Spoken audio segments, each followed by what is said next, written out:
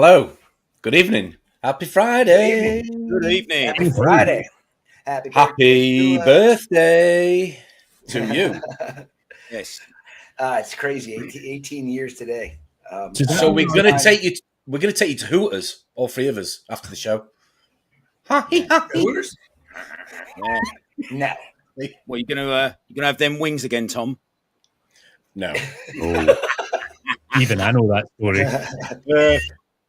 Can I? We should just talk to Justin. Justin's wife works at Twin Peaks. So, oh wait, you guys don't have that over there. That's next year. Yeah. That's next. Yeah. Twin Peaks. Can I just take this time to have a shout out to my wonderful football club? No, moving on. Yeah, man. Anyway, evening, Chris. Thanks for joining us. Good evening. Pleasure. Oh, you guys picked out Drippy? What's up with that?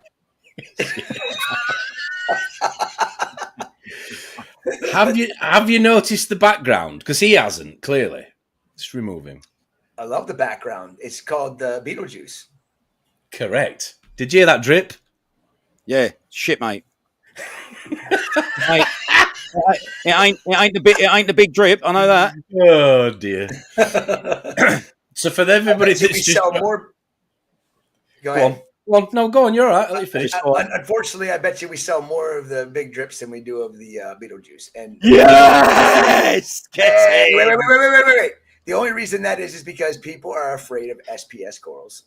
No. Listen, you didn't need. You didn't. People... No. You didn't need to add that fucking bit. Just you should have just stopped. Just stop. Hey, you it's always the shit we can't grow fast enough that we sell more of.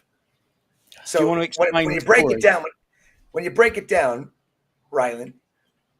Yes, Ryland. We will sell out of the big drips quickly, and then we won't have them again for a long time.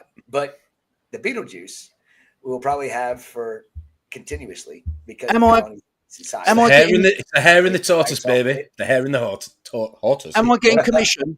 Am I getting any commission off this off the back of my name? I grew the damn thing. You just put but it's all about advertising, Chris. Come on. Oh yeah, he's famous now. Maybe when you move from the UK to the US and start working for me, we can figure something out. Yeah. Pull your finger out, boy. Yeah, then my production up. Yeah, we talk. Then I can start living a high life like Dan the Man does. Oh, I said to Dan, they want you to come on and say hi, and he said, "Tell him I said hi." Okay. About right. Right. So he'll come in and say bye. I'll look right at him, and he'll walk right past and say bye. Yeah. Walk right past because he knows I'll try and egg him on to come on here. Yeah. Time out, you two, because when you start, you don't stop. Evening, Ronald. Thanks for joining us. Good evening, Tom. Oh, Ronald. Hello, Ronald. Well, Chris has got giddy because he looked at me and then realised Tom left me some beers in the fridge last time I was here, and he's just gone and got them. And he's just had a quick cig break for those of you that were waiting for him. So apologies on behalf of Mr. Meckley. But it's his 18th anniversary today. So again, congratulations to ACI 18 years. Wonderful, mate. Wonderful. Right, as we said in the green room, we're going to shout out everybody that's joined us this evening, and thank you to the 64 of you that have joined us so far. Chris is going to play the teacher and shout out the register. I'm going to throw the names out. So here you go, Chris. John Wright, thanks for joining us. The legend. Triggerfish 45, thank you for joining us. Could be here a while. Gaza's Reef. Gaza. That's what it says. Teaker's Reef. Teakers. All right, tell. Very Teaker. I thought this might be fun. Teckers. Yeah. Teckers. Teckers Reef. Yeah. Emma. Good luck. Royale. That'll do. Right? That'll do. Hey, Emma. For joining us. Hey, Emma. Ryan's Reef, thank you for joining us. Alicia. Alicia. Just so you all know. Pocket Rocket. The absolute rocket. Definitely. Party girl. Party. Evening. Hope you're good. Evening sausage. Gil's Reef, thanks for joining. Hey, Hello, Liam. Liam. Good Liam. Dan's Reef UK. Dan the Man. The Hulk. the sleeveless reefer. Jason. Thanks for joining us here today. Jason. Evening. Bristol Reefer. Thanks for joining us. Evening, mate. Met him last week. Good lad. Really nice lad. Evening. UKM 120. Thanks for joining us tonight. Anthony. John Costello. Thanks for joining. What a great name. Read it backwards. Hot stuff. Melinda. Hey. Hey. Mate, Thanks Chris, for joining us. she is one sexy bitch, I'm telling you. I'm married, dude. I'm good. No, I was just saying, she's one hot bitch. Melinda is amazing. Melinda's a Reef and legend. teeth. That's an interesting name. Thanks for joining us. Evening, Evening, Jay. Jamie. Hope you're good, man. Is he a dentist? Doubt it. Oh, Alan Othan. Evening now. yeah, Alan. Oh dear. You sound like you're reading out the lottery numbers, Chris. Right, come on. Norfolk Reefer. Thanks for joining us. Norfolk. Matty. Evening, Matt. Bandit. One-armed Reefer. Leroy. He's got one arm. I think I Okay. met him. Moving on. The East Coast Reefer. Steve. Thank you for joining us Steve. tonight. Chris, Evening. do you Yes, remember? Do you remember in the 80s, right? There was a Scottish singer called Annie Lennox. It's familiar, but I don't know the music. She was in the Eurythmics. I don't know. Moving on. Oh, yes. Moving on. Yes. A handsome woman. So there's a geezer. That's a geezer called Steve, and he's been picked to play her body double in her latest therapy. A big shout out to Steve for the Friday before Love to Reef for putting that on. Big shout out, mate. Thank you very much for bringing fun to the evening. It's great. It's Pelagic Swimmer.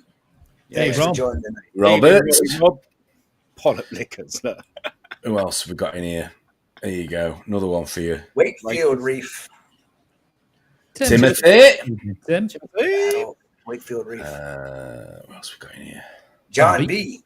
Evening, mate. Johnny boy. Evening. Hope you're good. Dave's Reef. Hope you have a good time. Evening. Reefy Reese. Reefy Reese. Met him last weekend. What a fucking lad he is. What a lad. He was the lad that was doing like a 3-hour journey on the way back with a poly box for me. He had a fucking great box of coral and fish with a fucking rucksack and everything else. And I was like, where's your car? He's like, no, I'm getting public transport home, mate. I was like, good luck. It was fucking massive, the box he had. Fucking what a lad. What a lad. Nearly as big as Drippy's head after yesterday. Harry Bow. Wednesday. Hey, Harry. Evening, mate. Harry. Who else we got in here?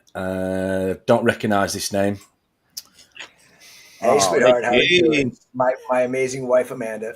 Hello Good there. evening, Amanda. Big shout out, Amanda. Much love.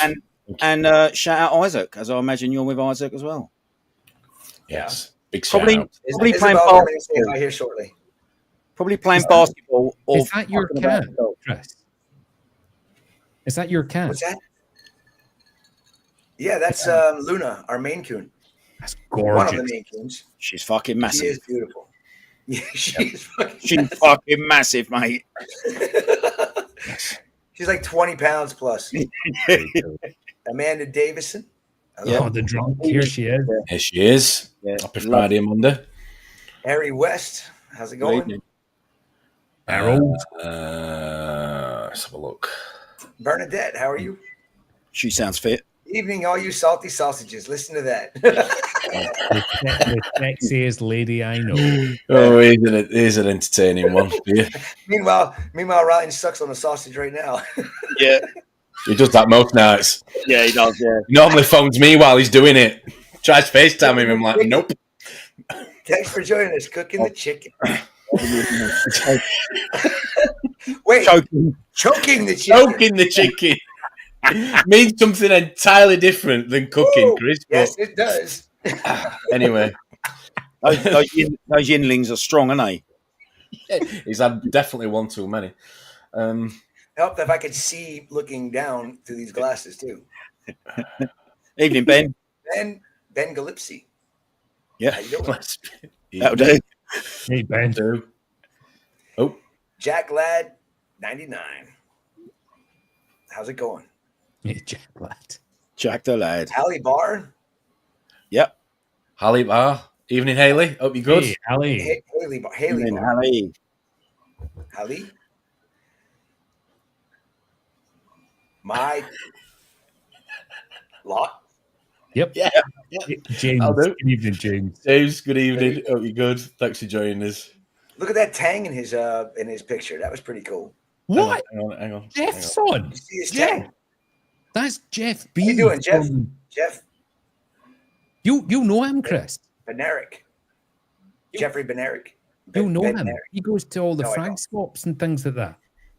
I can't see his picture all that well. He's a I'm megazoa grower. I have JB met so many Aquatics. people. I'm good with faces. I'm not always the greatest with names. JB Aquatics, no? JB Aquatics. Yeah. It's familiar. Must try hard. Good effort, Ron. Good effort. Great effort. Anyway, Jeff, I'm sure Did you're just go fucking. away with my head already? I'm sure Jeff is the fucking bollocks. Good evening, Jeff. Thank you Evening, for Jeff. watching. Yes, good evening. Simon Page. How's it going? Hello, mate. Hang on, Tom. Will M. Is Simon Page the geezer we met up north, right up north Newcastle? That was Simon, wasn't it? It was. Sorry, Evening, Simon. Nice to see you. mate. Hope you're good. Proper- Sorry, proper mate. nice bloke. Yeah, proper Yeah. nice bloke. Very I nice. met him Yeah, outside. Yes, when I was getting your t-shirt, your hoodie out the back of the car. Yeah. He was Yeah, talking he to is. us. Yes. Nice guy. Yeah. He was saying how like Calquasser is just so like Yes, yesterday. shit. Yeah, rubbish. You want to waste your money? Go for it. I love it when people take that. Talk about Too proofs in the easy. pudding. Only 15 minutes in. Plenty more of this to come. We're fucking bad. Tommy B 1508. How you doing? Hey, Tommy and mate. Sharon. Hi, Tommy and Sharon. Hope you're good. Nearly there. Jarek's Reef. Thanks for joining. Jarek. Yarek, nice to see you. Hope you're Jarek. good. I think a few more last ones dropping in now. Rama. Bananarama. Banana listen. Rama. I wonder if he's taken his banana suit to Monaco. Can you imagine him on the roulette wheel? That would be interesting, wouldn't it? On the back of a super yacht. With two bikini lad ladies, and he's just stood there in the middle with of A course. giant human fruit salad. Yes. Yes. Yes. Hope you're good, Rama. Hope you're good, Tom. Diving through one of those safety rings. Feet hanging out. Oh, dear. Oops, I got stuck. Come on, we're nearly there. Come on, Chris. Doing really well. Digital Corals. Thanks for joining. Hey, Tony. Daryl Durham. How's it going, man? Evening, mate. Daryl. Sandy Cheeks. How are you?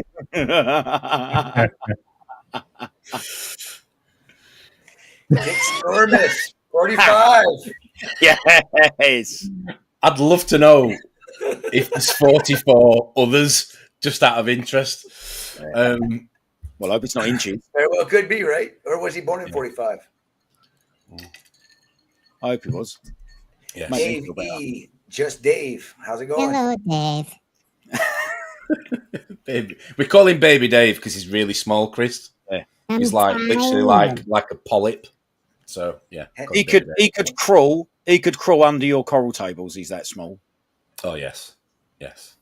Not even joking, Chris. He's literally that small. He's hired. Yeah. I've not heard of this name before. Sailor. Ah, here he is. How are you, mate? All right, Salem. Are you ready for this trip?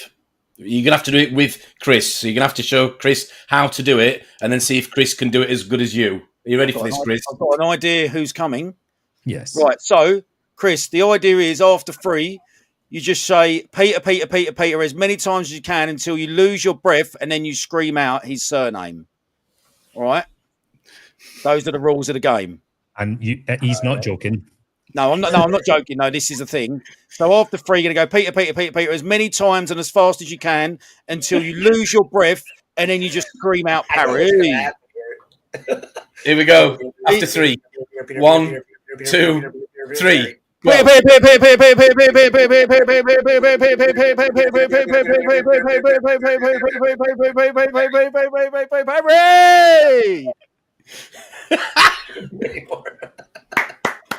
guys are nuts. Oh, mate. And it's time for reefing news. Yeah, this time I was going to say, sorry everybody, we're nearly there. A few more, Chris, for you. Nearly done. Anonymous 2767. What's You up? must know that is. Woody's Reef. How's it going? Woody. Woody. Scott McMillan.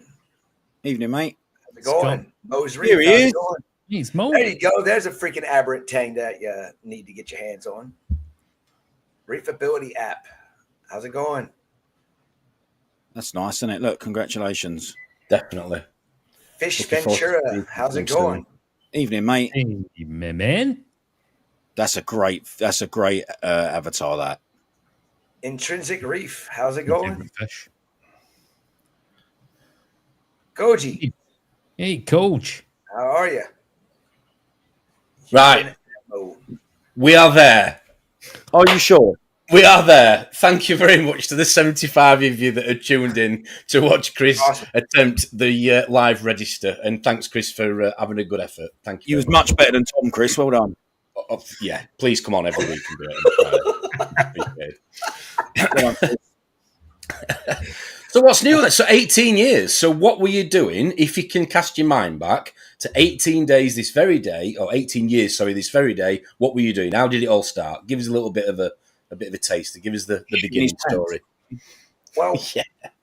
we actually registered the company 18 years ago today with Florida and Department of Revenue, IRS, all that good stuff. We became incorporated on that day. We actually started the company in January, but didn't have it incorporated yet because we couldn't sell anything, and until we were ready to sell what we were farming or what we were growing.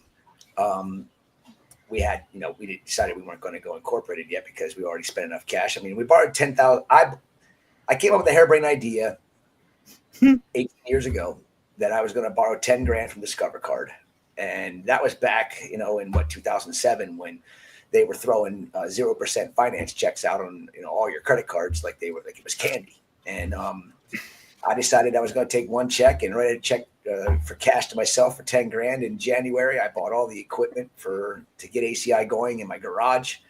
And mind you, that was only 300 gallons. No, it was 3 100-gallon vats with maybe another 100 gallons in sumps.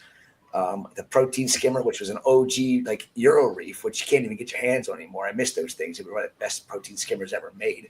And it had a chiller and a Charan Jetstream 2 calcium reactor. Sure. And, Wow. I know them. Yeah. Yeah. And we had 3 400-watt metal halides, one over each 100-gallon tank. And they were actually on 3-foot light movers. So I used one halide to go over a 3-foot span, and it went back and forth all day long. And I bought my first batch of corals shortly after the systems were running. It was probably about a month after they were running, and they were cycled. And I bought those corals from Debbie and Walt Smith over at Fiji, and it was 30 acroporas. And all the equipment and the 30 acroporas took up my $10,000 and said, I hope the hell this works, because if not, I got a lot of debt. And so it took from that point until today, 18 years ago, when I made my first sale to a friend and customer. He's now retired, but he was Aquatropics. I'll never forget that, Matthias. Yes, Isabel, man, is making up a good point. Isabel, when she was a baby, she used to go around with me. I used to pack corals up blind, not knowing what I was going to sell, because we only did acroporas in the very beginning. So after the acros puddled onto the plugs, and we launched the business, like I said, 18 years ago today, I started making sales, and I had my first customer come and pick out corals, and then I had after that I would just pack up corals in a box and go east and just drive all the way across the state of Florida until I got to 95, and that's the highway. It goes from Miami to Maine. And I would just start driving either north or south, and I'd stop at every shop that I could figure out was off the highway. And I'd walk in and be like, "Hey, I'm Chris from I started a company, ACI. We got acro frags for sale." And I don't know, we'd pack up like 300 of them, and I'd come back with 0. And Isabel would be, she was a child, a baby. She was only a year and a half, 2 years old. Actually, she was about 2 years old. And it was just crazy how it all worked out. I mean, Amanda had her full-time job working at a company called Environmental Stoneworks. She was the controller there, and we used to drive to Tampa. Isabel and I would pack up orders, drive into Tampa. We'd stop to see Amanda on the way home from dropping off corals. God, the garage days were some of the best days. I think about what it used to be like when it was just the family. Little family-run business, and I believe me, I love my employees. I love the people we have working for us now. But it's been a fun ride, a long road, and anybody that wants to do this, understand this: it's not a business; it's a lifestyle. If you can't enjoy the lifestyle of what it is, then don't do it, because you're just going to care about you're not going to care about the corals. What did Amanda say to you then, Chris, when you decided you were going to do this 10 grand? She said, "I wanted to call." She was all for it. I mean, she backed me up 100%, because, I worked for, when we moved to Florida, we worked for her brother. Then I worked for 5D Tropical, which is probably the largest working fish farm in the state of Florida, actually, maybe even in the country. I think they have over 300 and some odd acres of ponds that they grow fish in. And I worked for them, I don't know, 2.5 years. And then I ended up buying a shop. Amanda, myself, and 2 other partners bought a shop down in Tampa. That didn't work out very good. Isabel was born, and we got out of that. And then I worked for Tire Kingdom, of all places. I sold freaking tires. It sucked. I fucking hated it. Wow. Okay. Yeah. And I started ACI right in the middle of all of that. And I can't imagine knowing you after spending a couple of days with you and your passion for these animals. I can't imagine that you having this idea and this venture starting to take off, and at the same time you having to go and work in a tire place. I can't fucking imagine what you must have been like. It sucked. I mean, I would go, and in Florida, this was, 18 years ago. So in Florida, we get, we lost it in May, and then storm season starts in June. So every day at the end of, between 3, 4, 5, 6, 8 o'clock, depending on the weather, the heat and humidity, we get thunderstorms. And, when we moved into the house that we're in now, we used to, every time a lightning would strike and there was a heavy storm over top of us, we'd lose power.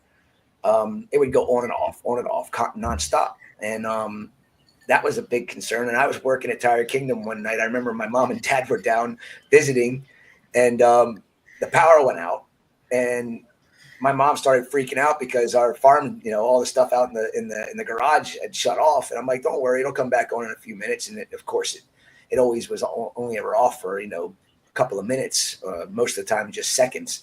But it's nerve wracking. I mean, being at work and having the ACI at home, I was more worried about ACI. I was ready to leave work and come home and take care of my babies than make a paycheck. But, that got to be old quick. And then it was actually a blessing how things actually worked out with that job, because ACI was starting to really, start to take off. We started to get a lot of following for our acro frags. And, I couldn't tell you how many times I bought 30 acros from Walt Smith and just made 1,500 frags out of those 30 colonies and sold them. And, we just reinvested everything, went right back into it, because Amanda had a pretty good job. I was able to pay, some of the bills. I was not doing all that well when it came down to being a breadwinner or anything.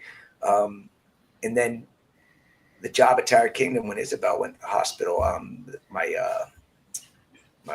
boss told me I needed to come to work and not be with my daughter in the hospital. And I told him to go fuck himself, basically, and quit. Oh, imagine. I can't imagine you doing that at all. That doesn't sound like you one bit. I can imagine what imagine. Do you know what? I've got a question. Straight away, as you're talking, as it's your birthday. So listen, I have a birthday in my personal life that is not my actual date of birth, right? Funny, I do as well. Yes, I know. very true. Yes. Ron, have you got anything? Or No. no. Okay. It's just a wheel of Scotsman up there. So from the Is he wearing a kilt? oh, God knows. You know the most. What's normally Commando. Do you know what they wear underneath the kilt, Chris? What a true Scotsman wears underneath it? Fuck all. Yes. Zero. Scholars. Commando. Ron does that with most things in his life, don't you, Ron? It's just it's like a grape. They can breathe that way, you know. It's always good to let them breathe. Just a little grape. Tidy whities don't work for me. A couple of No, we're talking about not your piles now, Ron. We're not talking about that. Oh God. Moving on. Right, so Chris, from the minute you had the garage and things started to take off to where you are now, 18 years, I want to know how you've changed as a reefer. How you've got, or things that you've learned along the journey, not necessarily what people have shown, what you've learned along the journey to where you are today, how you've changed. I learned a lot because the way I reefed when I started reefing was the way I reef now. Are you there? No. We're here, but you're not. I have no idea what the heck just happened. Sorry. Browser just lost the camera, huh? Ron, your technical support. There you go. There we go. So, where was I going with that? What was I saying? ADHD, mate. When I started reefing, I always used kalkwasser. And I got away from that because I had gotten too many people in my head about how I can make things better. And they worked. I mean, it wasn't that it was better or worse, but as ACI grew, we understood the reasoning why the marketing went towards, two-part versus kalkwasser. It's because there's no money in kalkwasser in a calcium reactor. There's tons of money in diluting a bunch of fake alkalinity buffers and throwing them in a bottle and saying, here, dose this, it'll take care of your alkalinity. Oh, we didn't tell you that it's going to take 500 mils in 2 days when you're a 500-gallon reef tank. Oh, there's a money pit involved. But if you take kalkwasser and you put it into a tank, it's going to cost you $50 a month. I mean, so that was one of the things that I learned a valuable lesson on, was to stick with your gut. My gut tells me to do things all the time, and I do them.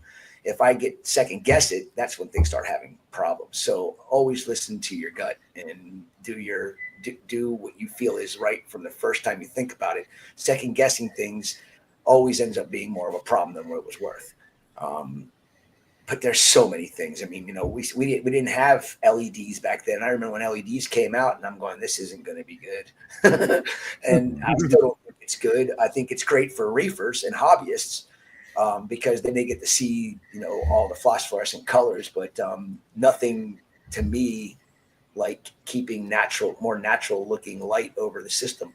And I still stuck with that. So I never jumped on the bandwagon of LEDs. I mean, I did somewhat, but I stuck with my gut, and logic tells me that if we're trying to take animals from the wild and put them in a box, why are we giving them superficial lighting?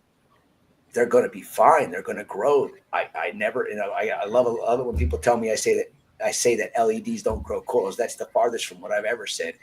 What I do say is I believe in theory that the reason why we see all these issues with coral pathogens and bacteria and other things that are popping up that we never saw 25 years ago in corals, that is attributed to the fact that we aren't introducing ultraviolet light and infrared light to the ecosystem that we keep in a box. And I think that's where we get issues, because I don't see bacterial issues like I know other people do. I mean, I've got tons of shops that call me and tell me all the time they want to put antibiotics in their tanks. So why are you doing that? Run a UV, or put a metal halide up and run it for a couple hours a day so your water gets that. So, I mean, there's so much involved with understanding all of that. I wish I had the time, the money, and the ability to actually run the experiments to prove my theory right, because it only makes logical sense that when we take a natural aspect of an ecosystem away from it, we're going to have problems. And I would think that most logical people would understand that and agree. But that doesn't mean they're going to change from LEDs back to metal halides and T5s. Well, for one thing, you guys over there in the UK probably can't even get your hands on a metal halide bulb. I have to mail them to you. Did you have trusted reefers that came before you that you would listen to or take advice from in them days as you was getting bigger? I was always a hands-on. Like, I wanted to figure this stuff out myself. And I read a lot of books, Julian's books. I learned a lot from Julian way back when I was beginning reefing. And I have to say this, I never had a reef tank until I met Amanda. We know this. When she asked me out in 1998, I knew a lot about reefing. She asked you out. Yeah, she asked me out on my first date. Right, you need to. So where was the first date? Come on.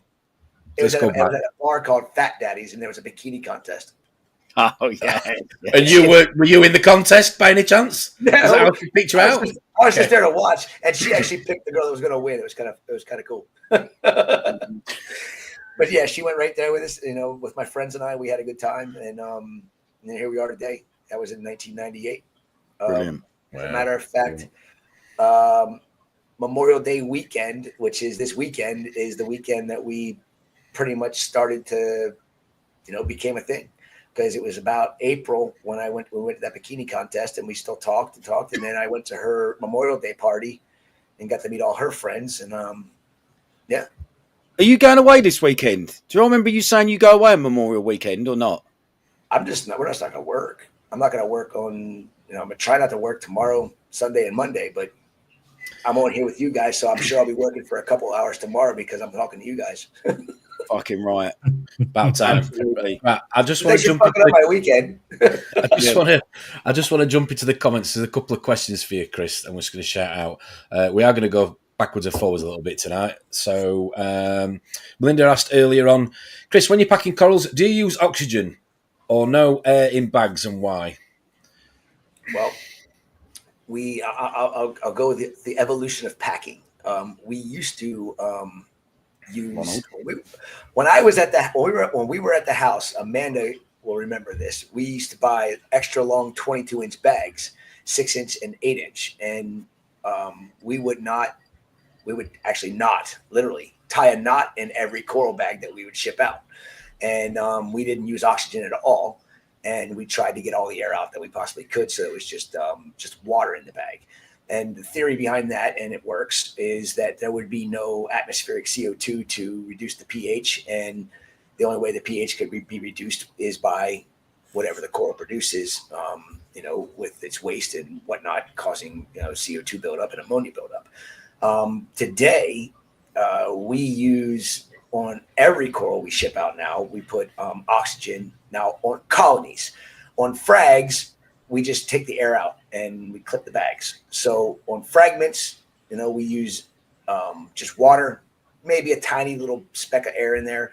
But for the most part, everything gets shipped with oxygen. And, when we were doing it with no air in the bags, that worked fine on the majority of corals. And I say fine because the corals survived. When it came to acroporas, euphyllias, trachyphyllias, and like some of the more fleshier, like LPS corals, like canthophyllias, cinerinas, they would ship good, but they never would be perfect. And we started having minor issues with certain corals that we didn't have issues with back when COVID hit. And we started, we were shipping so much coral out that we started seeing, okay, we only lose 1 or 2 of these, but we shipped 50 this week. But 1 or 2 is not good enough for me. I want perfect. We don't do this just for the money. We do this for the corals, and we do this so that people can receive a super healthy coral that they can sell immediately. My job is to import the corals. My job is to hold the corals, make sure that they're healthy enough to put back in a bag. And then when my customer receives them, make sure that they're healthy enough that they can sell that coral the day they receive it. And when we were shipping without oxygen, it was probably 60-70% was sellable immediately, and then the other 30% was not, and that's just numbers I'm pulling out of my ass. So I'm just kind of getting through my head with some numbers and some things that we had issues with. But when we started using oxygen, that's when it was a big game changer. I mean, our Aquaculture losses went to almost none, and our DOA rate went almost completely to 0. I mean, I can tell you that every single week, we shipped, this week alone, I think we shipped out with 20, 30. So probably 60 boxes of coral. I had 2 big grip, yeah. I have to replace out of all the corals that we shipped out of 60 boxes. And then again, you're looking at anywhere from 50 frags in a box to, 15, 20 colonies, 30 colonies in a box. So, I mean, there was a lot of coral put out this week because of our sale. And okay, Chris, so you were saying that you put oxygen in bags with colonies, but not frags. So can you, with your hands, tell me what a frag is to you compared to what a colony is, just so I can get a gauge of what size you're saying you're going from no oxygen to oxygen? Well, a frag for me is a 3/4 inch plug or a 1 inch plug, and then it's got a coral on it. So now a Euphilia frag always gets oxygen, but if it's like another type of LPS or a soft coral, such as a Fabia, Phobites, Micro Lord, daisy polyps or zoanthids, I'll take and put them into a 4-inch frag bag, which is about that big around, and we put about that much water in the bag, and then we remove the majority of the air, if not all of the air, when we put it on our clip machine and clip it. That is a really small bag then. Yeah. Well, wow, Ron's got a farm, Chris. I don't know if you're aware. Ron's got his own farm. So now this is just these are twice as big as ACI. Yeah. If you look at you guys know who Mark Levinson is, MECKLEY's Reef? Yes. Yeah. Yeah. Okay. I did a video with Mark. I don't know if it's a year ago, maybe actually it'd probably be 2 years in the summertime here sometime. I did a video with Mark. Amando is with me, and I basically went through the basics of packing Aquaculture, Euphilia, and a handful of other types of corals and how we do it. And there was a lot of feedback that came through and still comes back to this day. Thank you for that video. My gosh, I was having problems shipping corals. I could never ship corals like these particular species. And after they watched the video and how we did things, they started adopting those methods, and they've turned around and now they're having great success shipping corals. That's why I do something like that. That's why we do something like that, is because, even if I'm not making $1 doing it, I just want to see somebody else keep their animal alive. I think you've just took, I just think you need to take a bow for that. I'm not just saying that because you're on this stream, but I think the three of us would agree that there's not enough people in this hobby that share sort of best practice and things like this that work. You're it tends to be a bit of a secret code to those that should know, or those that pay for it, or those that have bought frags off somebody just to get the information. I think the fact that you're 18 plus years in and you're happy to come on here or other live streams and share that information, I think, hats off to you, mate, for that. The gatekeeping of information in this hobby, you can suck fucking dick. Come on. The only way we can do it is if we all share and join in and help each other. Ron, you're exactly right, Ron. And there's too many people that keep secrets. And, to me, those people, I don't want anything to do with it. If you got a secret on something that helps make an animal live through shipping or through any practice that you're doing, and you don't want to share it, That's just greed, and it's wrong in my opinion, because you don't care about the life that you're dealing with. You only care about the dollars that you're making, and then your problem with that person is they would rather see somebody else wind him up and let him go. Here he goes. Yeah. He's going. Here he goes. I can go off on this shit. This shit bothers me. Jake Adams, God rest his soul. Him and I talked about the bullshit in this industry for years and years and years. And mind you, Jake and I didn't used to always see eye to eye. We were not best friends for what we were only really good friends for probably 5-6 years. For the previous 5 or 6 years before that we knew each other, we didn't really particularly care for each other. We both have too strong of personalities. But once we got to understand each other, we used to bitch and complain about all the bullshit in the industry. And we used to try to bring back the Reefer's code. The Reefer's code is, if I have a piece that I don't want to lose, if I do lose, I'll never see it again. Here, take a frag. Bank it here, bank it there, bank it here, bank it there. Now it's, I can bank it with you if you want to pay me for it. Go fuck yourself. Cool. I got too many people now that have gotten onto the bandwagon with ACI and doing the Reefer's code trading. I mean, I've got Sanjay. Sanjay just lost his whole tank. I feel so bad for him on his tank. But that was literally as we was out with you. That happened. Yes, yes. Were you here when he sent me the corals? Yeah. No, we was there because you had a missed call the next week. We was in your truck when you had the missed call from him, and then he sent you a message saying he lost everything. Yes. Keith rung you. He sent me a box of corals the week before his tank crashed, and he had a power outage. And I'm making light of it because it happens to the best of the best. I mean, Sanjay lost his tank. I lost all the stuff that we lost at the ACI. I mean, Amanda and I, we looked. She didn't see it because she was at home with Isaac more. And when I was telling her about it, but she couldn't grasp what actually was happening until she actually physically put her eyes on what I've been stressed about for a few months and trying to figure out where our problems were. This hobby should be all about camaraderie and about, the animals instead of about the almighty dollar bill. I mean, I have to make money. I get that. I completely, I love what I do. And I put the animals first, and guess what? The dollars will follow. If you put the dollars first, well, you're going to end up with dead animals, and you're going to end up with, a bad name because all you cared about is the dollar, and your reputation speaks volumes for who you are. And our reputation in the industry around the country and around the world has been spot on. I mean, people contact me from overseas and want to do business with me, and I don't need anybody else to buy from, and I give them my terms because I don't need them. And if they agree to it, then we give them a try. If they don't agree to it, then sorry, it's not going to work out. It's really refreshing to hear you say this, Chris, because I sent out a box of corals at the start of this week, and they turned up in perfect condition. Guy acclimated them, woke up the next morning, 4 out of 7 corals dead, completely stripped, pure white. And I just did. Now, I sent him 2 free corals along with the 7 or 8 he paid for, and I gave him a full and total refund on everything and a full apology. I'm still working on my shipping practices and things like that. It's just the right thing to do. You start fucking with people and you start taking money and doing the wrong thing and being greedy, it's just another bad part of this hobby. And there's so many sinister, greedy people in this beautiful hobby. It's really depressing. Yeah, and I agree. We replace and we take care of every DOA. And do I feel that we should have to take care of them after what we do and how we take care of our animals? No, I don't feel that we should, but we still do. Unfortunately, when we have a DOA, most of the time it's because of a courier, out of my control, out of my customer's control.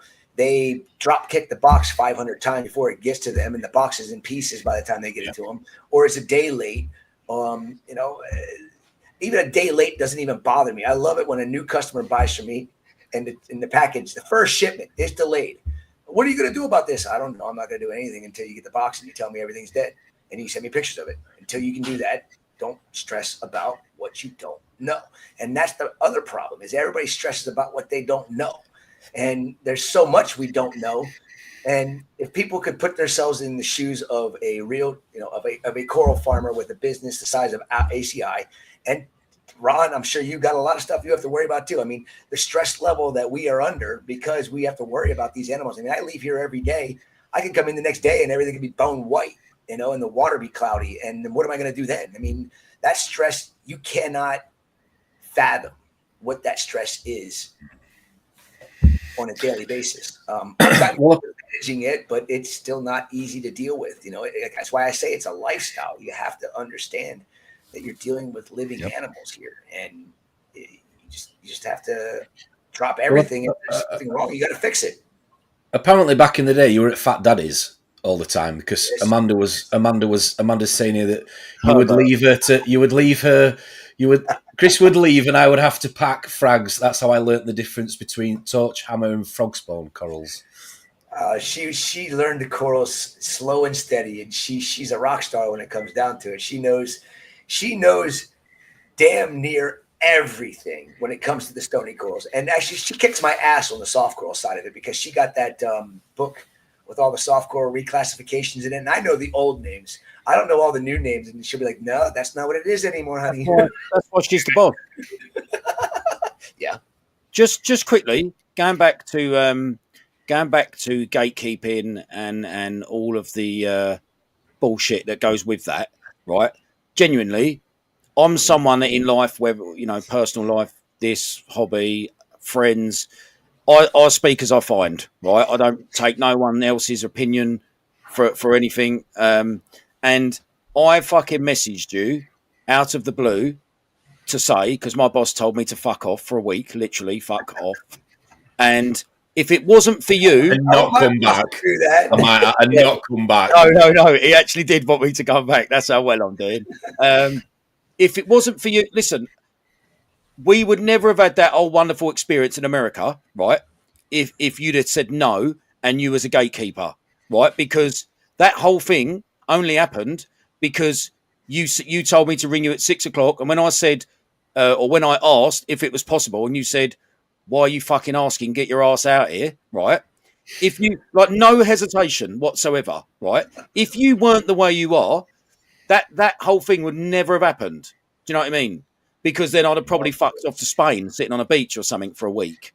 So, and that comes across, mate. When you meet yourself in person, when you go to the farm, Dan and your other stuff, the one thing that comes from everything, it's totally open. Do you know what I mean? Like, you are more than welcome to come and see it. You're more than, you just let us walk around. Do you know what I mean? We was, in the end, fuck me, I had my feet on your desk and everything. Do you know what I mean? So it was the way you are, mate, is, in my opinion, is just the right way to be in life, let alone, coral farming or whatever. It's just it all comes from a good place. And there, sadly, you can't say that about many in life today. Do you know what I mean? Yeah. Everything's, the world's a very selfish place. You and Tom were awesome to have here. I mean, I was expecting you guys to be here for a day, and you guys ended up being here for 4 days. I think we were 4 days, 3 nights. From Tuesday night, and spent all day Wednesday, all day Thursday until a little afternoon on Friday. It would get to about 4:30 in the afternoon, and Chris is like, right, everyone's. I'll be like, Chris, totally fine if not, but do you mind if we come back tomorrow as well? And I said no. Like a little fucking. You guys opened my eyes to what a little extra help can really do for us, and feeling better about the farm. I mean, if you guys wouldn't have come, I would probably, my daughter has been looking for a job. She only put a couple applications out, but I told her she's always open to work for me. But there's a lot of stuff that she's going to have to do that isn't always that fun. And she doesn't care either. She got the shop back out all week, and she got the 8 foot extension on it, and she's sucking the cobwebs off the fucking walls all day. She did awesome. She cleaned it up. She finished what you guys didn't get a chance to get to. And now she's I knew that was Tom's bit. That was.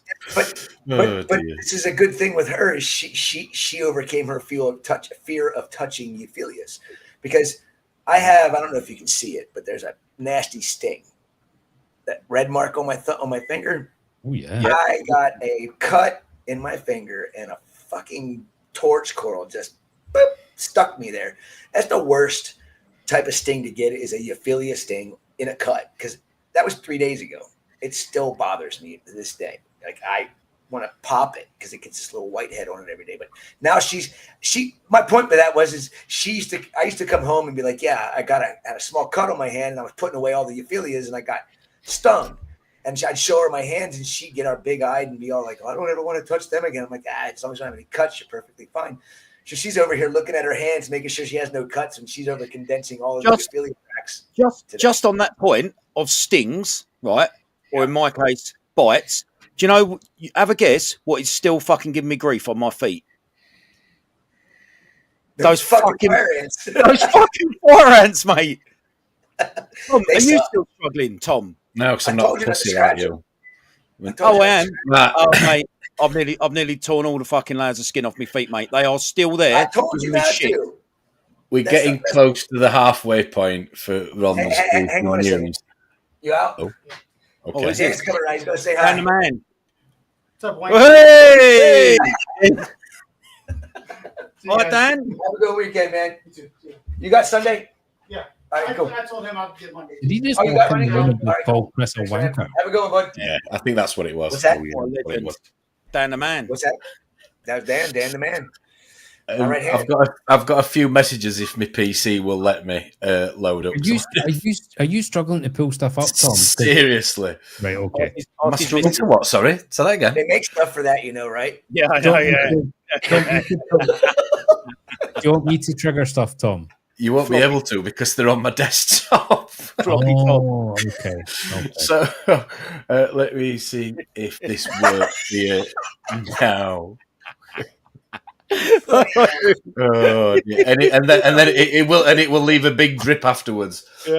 Anyway, Happy 18th birthday to ACI Aquaculture, and here's to many more. Thank you, Salem. Is he about to vomit? He's on the Red Bull there. I think I was a monster. Or was that a Red Bull? I don't know. Who else we got? I don't do any of that energy drink shit. 15 years of service over at ACI, and we just want to say thank you guys so much for everything you do for us here at Top Shelf Aquatics for the aquaculture facility. We're very proud of what you guys have been able to do, and we can't wait to see 18 more years of ACI aquaculture. Awesome. Oh, that's nice, mate. I just talked to Kevin and Frank this morning, and I got 50 rainbow Ghanies in on Wednesday, and they asked me to send them all to them, and I'm like, no. Listen, talking of Ghanies, how's the amazeballs doing? Stupid. Brilliant. Nice. Brilliant. It's so fat and happy. Is it still in the same place? It doesn't move. The only time it moves is when I do a water change, and then I move it like 6 inches over and 6 inches down. Yeah. And then when the water change is done, it goes 6 inches back up. It's been in that same spot since November, and it's doing absolutely amazing. Did you do that yesterday? I did. Every Thursday. Oh, see, I fucking remember, son. He remembers. When you coming, man? I'll get you doing my fucking water changes. I don't have to worry about wasting time doing it. You got slack tide Tuesday. You got water change Thursday. Yep. See? Slack tide Tuesday, water change Thursday. Oh, by the way, just while we're on this subject, Wednesday. While we're on this subject, do you want to let the viewers know how many times you sacked Tom? I knew you were going to say that. I knew you were going to say. Because you didn't fucking sack me once. It was twice and a half an hour. But then I rehired him every time, so he's How many times did you sack me again? He couldn't sack you because you were that far up his arse. You were sweeping floor behind him. Listen, boy, you got to keep him with the big guns. Don't worry about that, son. So just to clarify, you gave Tom the sack, not your sack. No. Cool. No. Anyone who knows Chris know that that's not an offer. Anyway. Yeah. No. Someone like Tom, anyway. Don't worry. I won't take you up anyhow. It was only twice, Tom. Have you got any celebrations planned for your 18 years? Anything? Cellulite then? Anything planned for the farm? Yeah, I just put aside this week. I put aside about 30 hammers that we're going to put through QT and put on the farm and get that Euphyllia farm rocking and rolling in about a month. Ooh, nice. And then I talked to the guys at Top Shelf. This has been a while since I talked to them about it, but they've got a Holy Grail torch that they sell that's very expensive, but rightfully so, because what a lot of people don't realize, that Holy Grail torch was grown from a baby that was born in their system, and they've grown it out into this massive, beautiful spaghetti noodle colony. It just goes. Oh, I love to see the videos when they put it up. I'm gonna get a frag. I'm gonna get one polyp from them, and that'll be the first and only torch that goes in there for a long ass time. And then I'm going to put a word out to anybody that has, and I have to trust to see the colony. I want truly aquaculture torch corals to go on my farm, because I'm not going to go through what we went through, 3 years ago with this boring worm that lives inside of wild torches that you never know if they're there or if they're not there. And if you grow them and you put time and effort into them, and all of a sudden, the coral starts to gape wide open and then peels like a banana, you got boring worms that ate the inside of the coral, inside the skeleton. I don't want to deal with that. I want to just get, aquaculture pieces. I know I can get a hold of Todd's torch, the Holy Grail from Top Shelf. I can get the true original Dragon Soul from a friend, Chris Cap, over in Colorado. And then I know a bunch of other people that have colonies that have grown from single polyps out into nice colonies that I get a frag from. And then it'll be just a waiting game. How long is it going to take for ACI to grow one polyp of this torch into a colony to have 50, 80, 100 frags available? 5 years. That torch in Top Shelf that's behind the packing station in the back there. Yeah. That is the biggest fucking thing I have ever seen.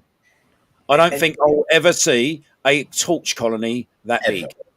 And just think, that thing was born at their facility. The thing was the size of a pinhead. It's ridiculous. Right. Can I just ask you this question, Chris, from one of the viewers? Sorry, if you don't mind, because we're getting close to reefing news. I know these two were doing this all the time when I was there. I did see. That's why I had to have a birthday, just to split it up in between. Restaurant. ADHD twins, isn't it? ADHD twins. ACDC. So Matt's asking, what's the secret for keeping an amazeballs, Chris? Short version, if possible. I am not going to guarantee that this is the way to do it. But I was told you got to keep it with no other gonies. And I had 12 frags in the past, and every one of them perished, but I kept every one of them with every other type of goni that you could possibly imagine. This Goniopora amazeball frag that I got in November is in my soft coral system, and there's not another hard coral in there except for maybe a couple of hitchhikers that come in on zoanthids or other soft corals. So it's the only Goniopora in that system, and that honestly, so far, I believe it, because this thing is growing like a weed. It was about the size of my thumbnail, and it's every bit as big as my fist now since November. Question. Pretty impressive. So I know. Yeah, I said the same thing, Ron, when I keep looking at it. Me and Tom have obviously seen this, right? Yes. Me and Tom have obviously seen this coral that you're talking about. Why is it up high and not low down on the egg crate with all the rest of the corals, and you've just moved some corals away from around it? Why is it up 3/4 high in your system? Flow or what? No, I wanted it to be able to get very adequate light and water flow. Right. But I also wanted to keep, because it is a soft coral system, it's my soft coral receiving system. We get so many different types of zoanthids and polythoas and other corals that can just encroach on it. I wanted it to be up above everything. And if anything that's encrusting or growing across the grating and across the rock that it's on, as soon as it gets to that piece of PVC pipe, I can just pull the piece of PVC pipe out, clean it all off, put it back on, and not have to worry about it getting up and touching that coral. I mean, my first amazeballs cost me $1,000. My second one cost me $300, and each one after that was in the $200 to $300 range. And I bought 12 of the damn things. I got a lot of money invested in amazeballs Goni, and if this thing actually lives, I might break even at some point. Can I just ask you what you're talking about? Are you on the manganese train with Gonies? Oh, hell yeah. I mean, minor and traces all around, not just manganese. I mean, minor and traces as a whole are important, and I am a very big advocate for minor and trace dosing. I'm not a big advocate anymore for chasing the numbers, because I chased the numbers for 3.5 years and only was able to achieve balance in the system for 1 month. And after that, I had to start chasing it again, because the ecosystem itself got used to and it costs you a fortune. Correct amount of levels. If you're going to dose minor and trace elements, and you get to a point where you've changed your concoction that you're dosing that's on a monthly basis, and you still have to continue to add more and more and more and more of all these different elements, you get to the point where you're just like, what the fuck am I doing? Why am I going to create this money pit? I'm putting it in my system. The ICP says it's not showing up, but guess what? You know in your head it is going in there, and it was balanced at one point. If you continue to chase those numbers, will you achieve it? I have no doubt you probably will, but will you break your bank at the same time? I'm sure you will. I mean, I use manganese. I have a special formula made of 5,000 part per million manganese, and I put 2,000 mLs of that into a 1 gallon container for my 4,500 gallon system that I dose on a monthly basis. 5,000 ppm manganese. Now, granted, I am commercial and I know the guy that makes it, so I get it at a really good price. Is Chris doing all that? You get yours from Chris? Always. I get everything chemical wise comes from Chris, because I mean, there's a couple of companies. I like ESV. I love Julian's products, but I don't trust any of the big box names, because that's all they care about is money. 99% RO water. Yeah, Julian puts love into what he's doing, and Bob Stark puts a lot of love into what he's doing. So I got nothing but great things to say about their products. But there's a lot of other products on the market. I can't say that they're bad, but I know what I'm getting when I get it from any of those three, where I don't know what I'm getting from anybody else, because I have to worry about, the price hasn't gone up in 3 years. This is what I brought to attention about 4 or 5 years ago. Why has the price of a certain brand not gone up in price? Yeah. But people are saying they're dosing more and more and more of it. Well, because they weakened it, so they didn't have to raise the price to basically make you think that you were getting the same thing at the same price, and all of a sudden then prices go up on it. Should we remove this person out of the chat before Reefer's news? Because we get into he's on again, this troll. I don't know who he is. Hey! What's going on, Keith? Glad you could join us, my brother. All right, Keith, you old fuck. Okay. He'll love that. He'll love that. Keith sends me a box of corals. I think it was the week after Sanjay, 2 weeks after Sanjay sent me a box of corals. And I called Keith after they got there, and I was like, man, these things came in such great shape. I'm so happy. He didn't answer his phone. That's what I was calling to tell him. I was telling him how happy I was with him. He didn't answer his phone. Well, all of a sudden, he calls me back, and he's FaceTiming me at the top of the fucking mountain. And he's getting ready to go skiing. Mind you, this was 2 weeks ago. When we was with you. Go skiing. Huh? Do you mean skiing? We was with you. Skiing. Down the mountain in Vermont. Skiing. 2 dicks off. Skiing 2 dicks or not? This was last week. Week. So he calls me, and he's FaceTiming me, and he goes, I said, he was walking up the mountain to go skiing. And I'm like, fuck. Skiing? Yeah. So he's FaceTimes me, and he turns the phone around, and he looks. I say, well, there's not much snow. There wasn't much snow. But no, there wasn't much snow, was there? In the middle of May, he was skiing. Yep. I don't know if he's gone skiing since then, but I'd love to know if he had a chance to. Right, Reefing news. Come on, Ronald. Sorry. All right. Keith was skiing in May with no snow. Yeah. Okay, it's time for Reefing news.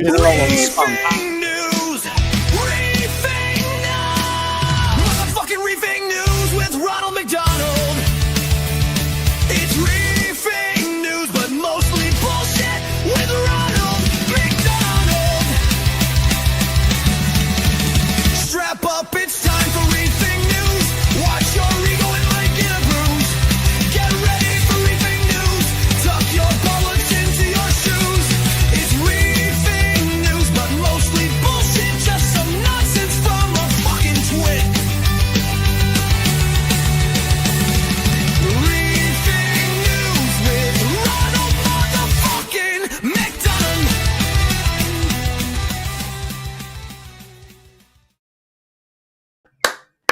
That's fucking hilarious. Just quickly, just quickly, tuck your bollocks into your shoes. Your bollocks into your shoes. Yes. Yeah. Yeah. Would you not sing along, Chris? One part of that says, tuck your bollocks into your shoes. You'll see it. You'll see it again at the outro because I need time to get this.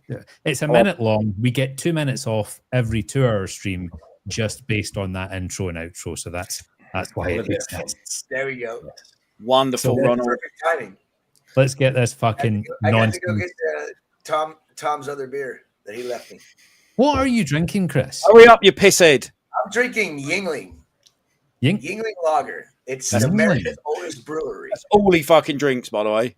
Oh, It's not. It's America's oldest brewery. I guess Molson is North America's oldest brewery, but that's I Canadian. just loved how you go to a petrol station in your car, yes. yeah, fill your car up, and while you're queuing to pay for the petrol or the gas, you turn behind and there's the world's biggest refrigeration system with all the alcohol you could ever think of. Fucking hell, yeah. Whatever temperature. I was like literally jackpot, as you can imagine.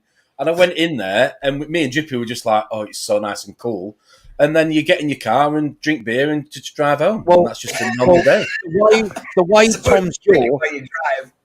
the way Tom's jaw hit the floor in this beer refrigerator, you'd have think he's just in Pamela Anderson naked, but he hadn't. He was just in a beer refrigerator. Do you know what I mean? Yeah. I'd rather be in the beer refrigerator than Pamela Anderson. But sorry, Ron, Reefing news. Sorry.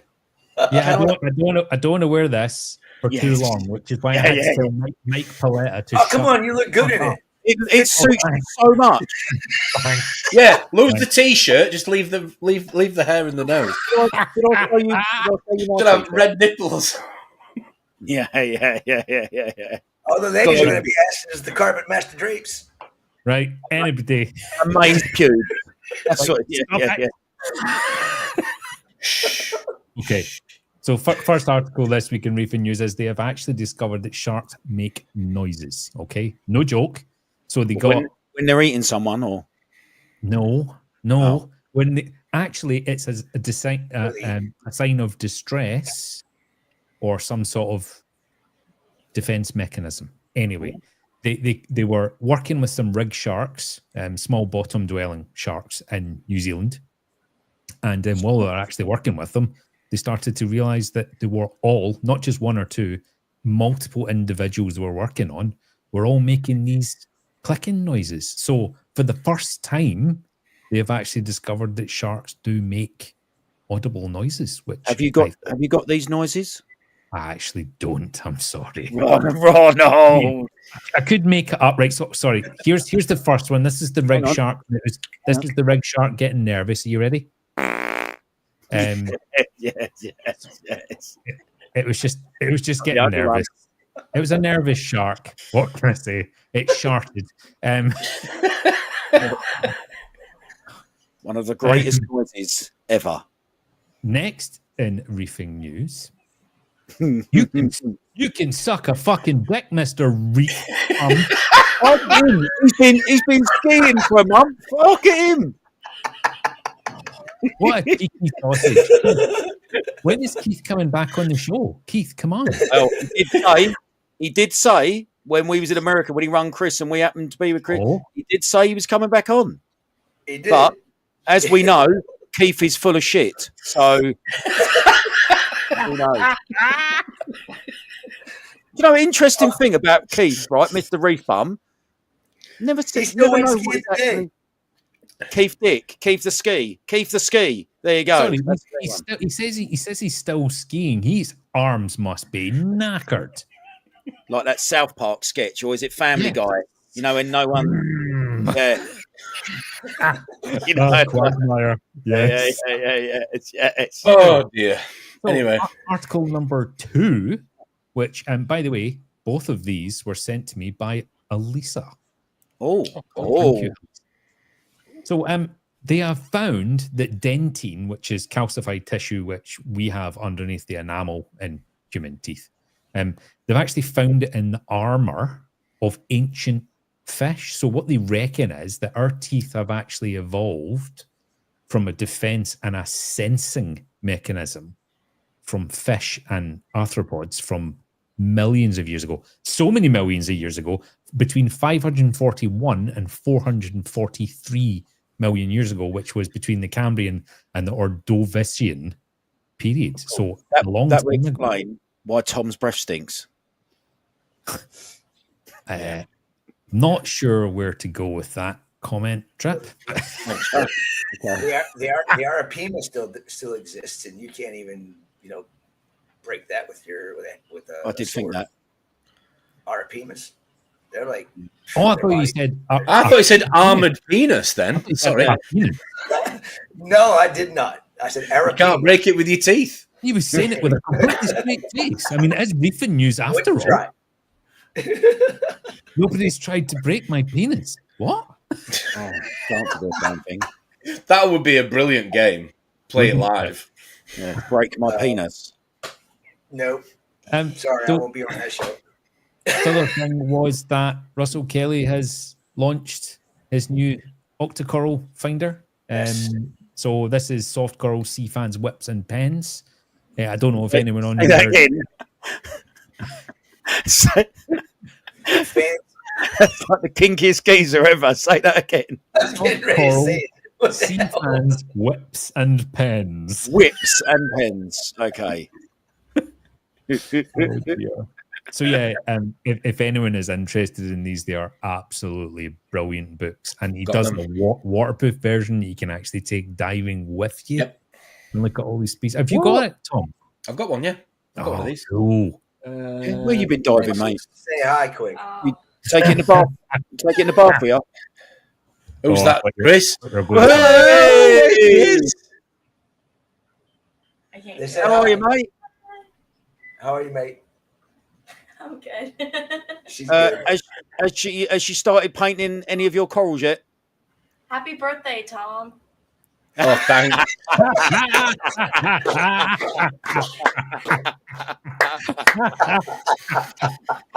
Do you know what? I hope I do get an happy birthday when it actually is my birthday.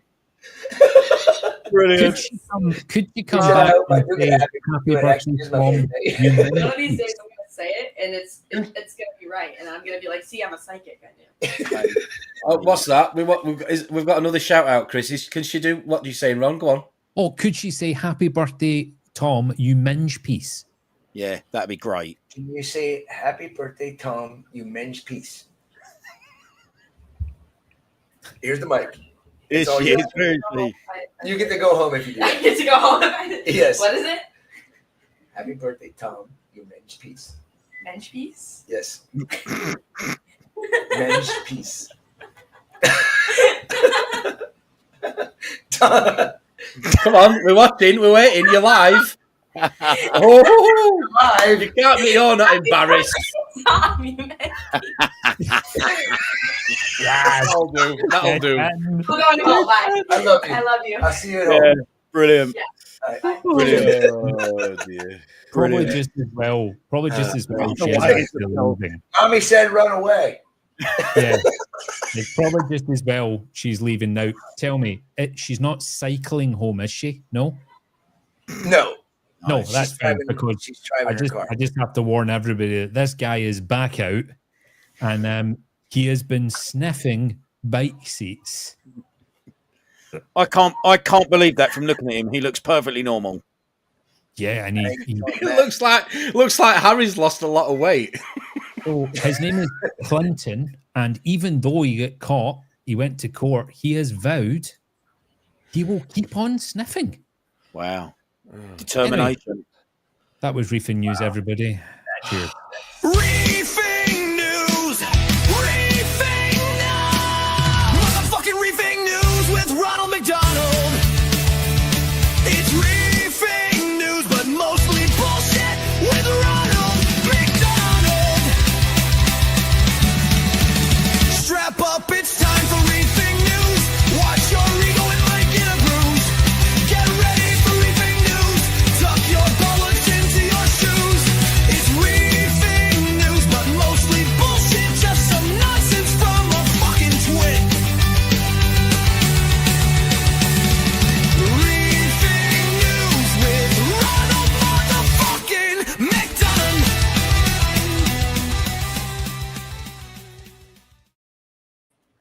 was great. Brilliant. Brilliant. So, Love it. so Love it. while Reefing News was playing the outro, I checked my Instagram, and I have a message from someone that has asked if I can say hello to Chris. And he's someone I met at a small reefing show we have, Chris, every year called Love to Reef here, right? It's about 250 people. And it was the first of its... Things died off here, and then all of a sudden it came out of nowhere by just a hobbyist starting it, and then it's grown from 50 to 250 over 4 years, right? And it's just reefers amongst reefers and all the rest of it. But it's Mark Coates from Ocean Sea Wave. Mark, what's happening, my brother? Yeah, and we had a good chat. Mark. I stood there with him for Chat. quite a while. Yeah, really fucking top bloke he is. He's a big guy. Stood there speaking to him for a while because I was looking at them and I've seen different versions of these on the internet and blah blah blah. But I recognised the top of it from your systems, and went over and started talking to him. And yeah, got to it, mate. What a guy! Yeah, but you were asking if he could do one to curl your hair, though, weren't you? Or was it Yes. brush your teeth? Both. I can't remember. Okay. Yeah, I asked him if I ever go bald, will he invent me something so I can comb my eyebrows back over my head? Yeah, that's what I asked.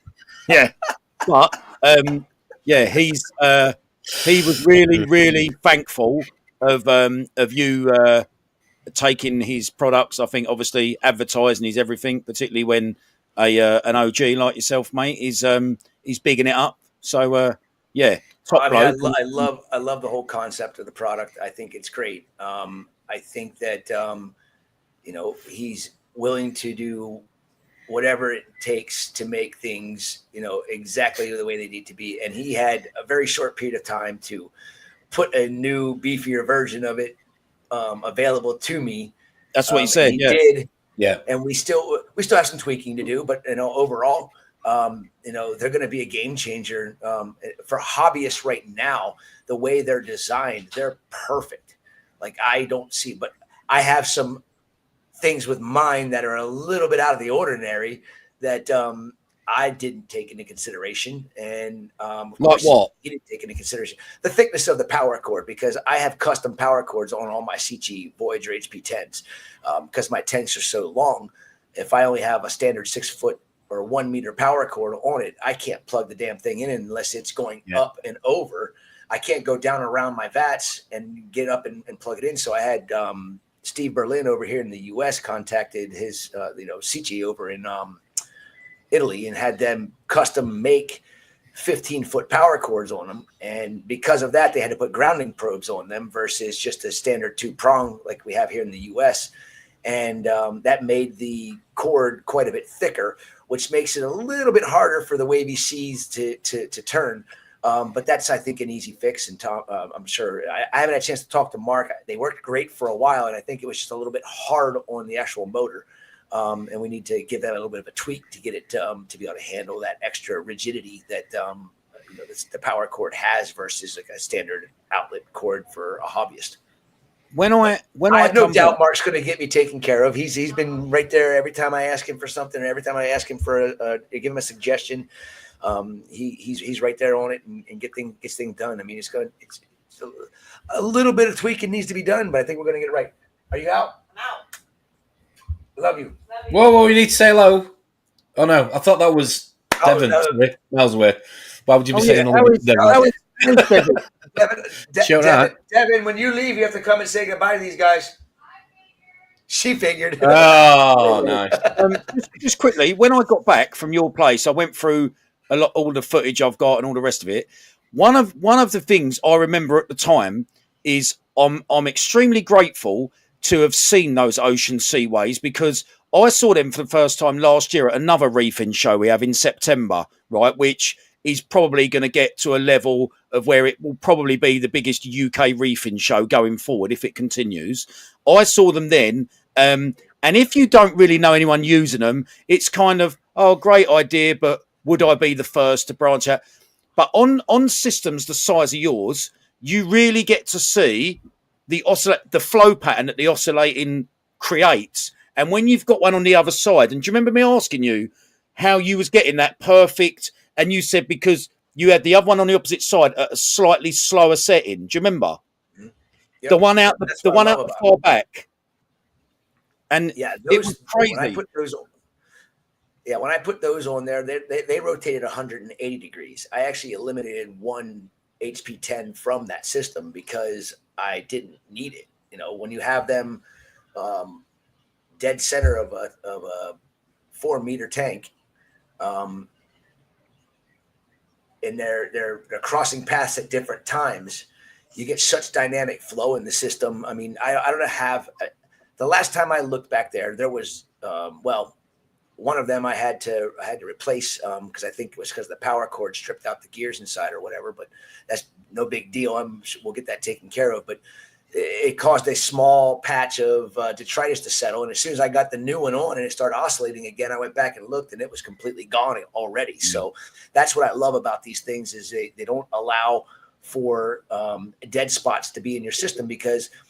I'm going to end up putting 4 on each of these 12 or 4-meter tanks, 4 meter by 2-meter tanks. They're going to have in each of the corners. No, I did each of the corners. I did that in the Euphilia tank, but in the SPS and mixed LPS SPS tanks, I'm going to put them in dead center of the 6-foot, dead center of the 2-meter, and dead center of the 4-meter, and that way I can you break it down almost into sections. Yeah, I'll have 2 of them on the ends in the narrower part rotating at 90 degrees. And then I'll have the 2 on the sides on the longest part, have them rotate at 180 degrees. And I will have so much just dynamic flow in the system. You'll never see the same flow pattern ever because I'll just have them all at different speeds. That was ones on the end caps will probably go super fast. You know, they'll be at 100%.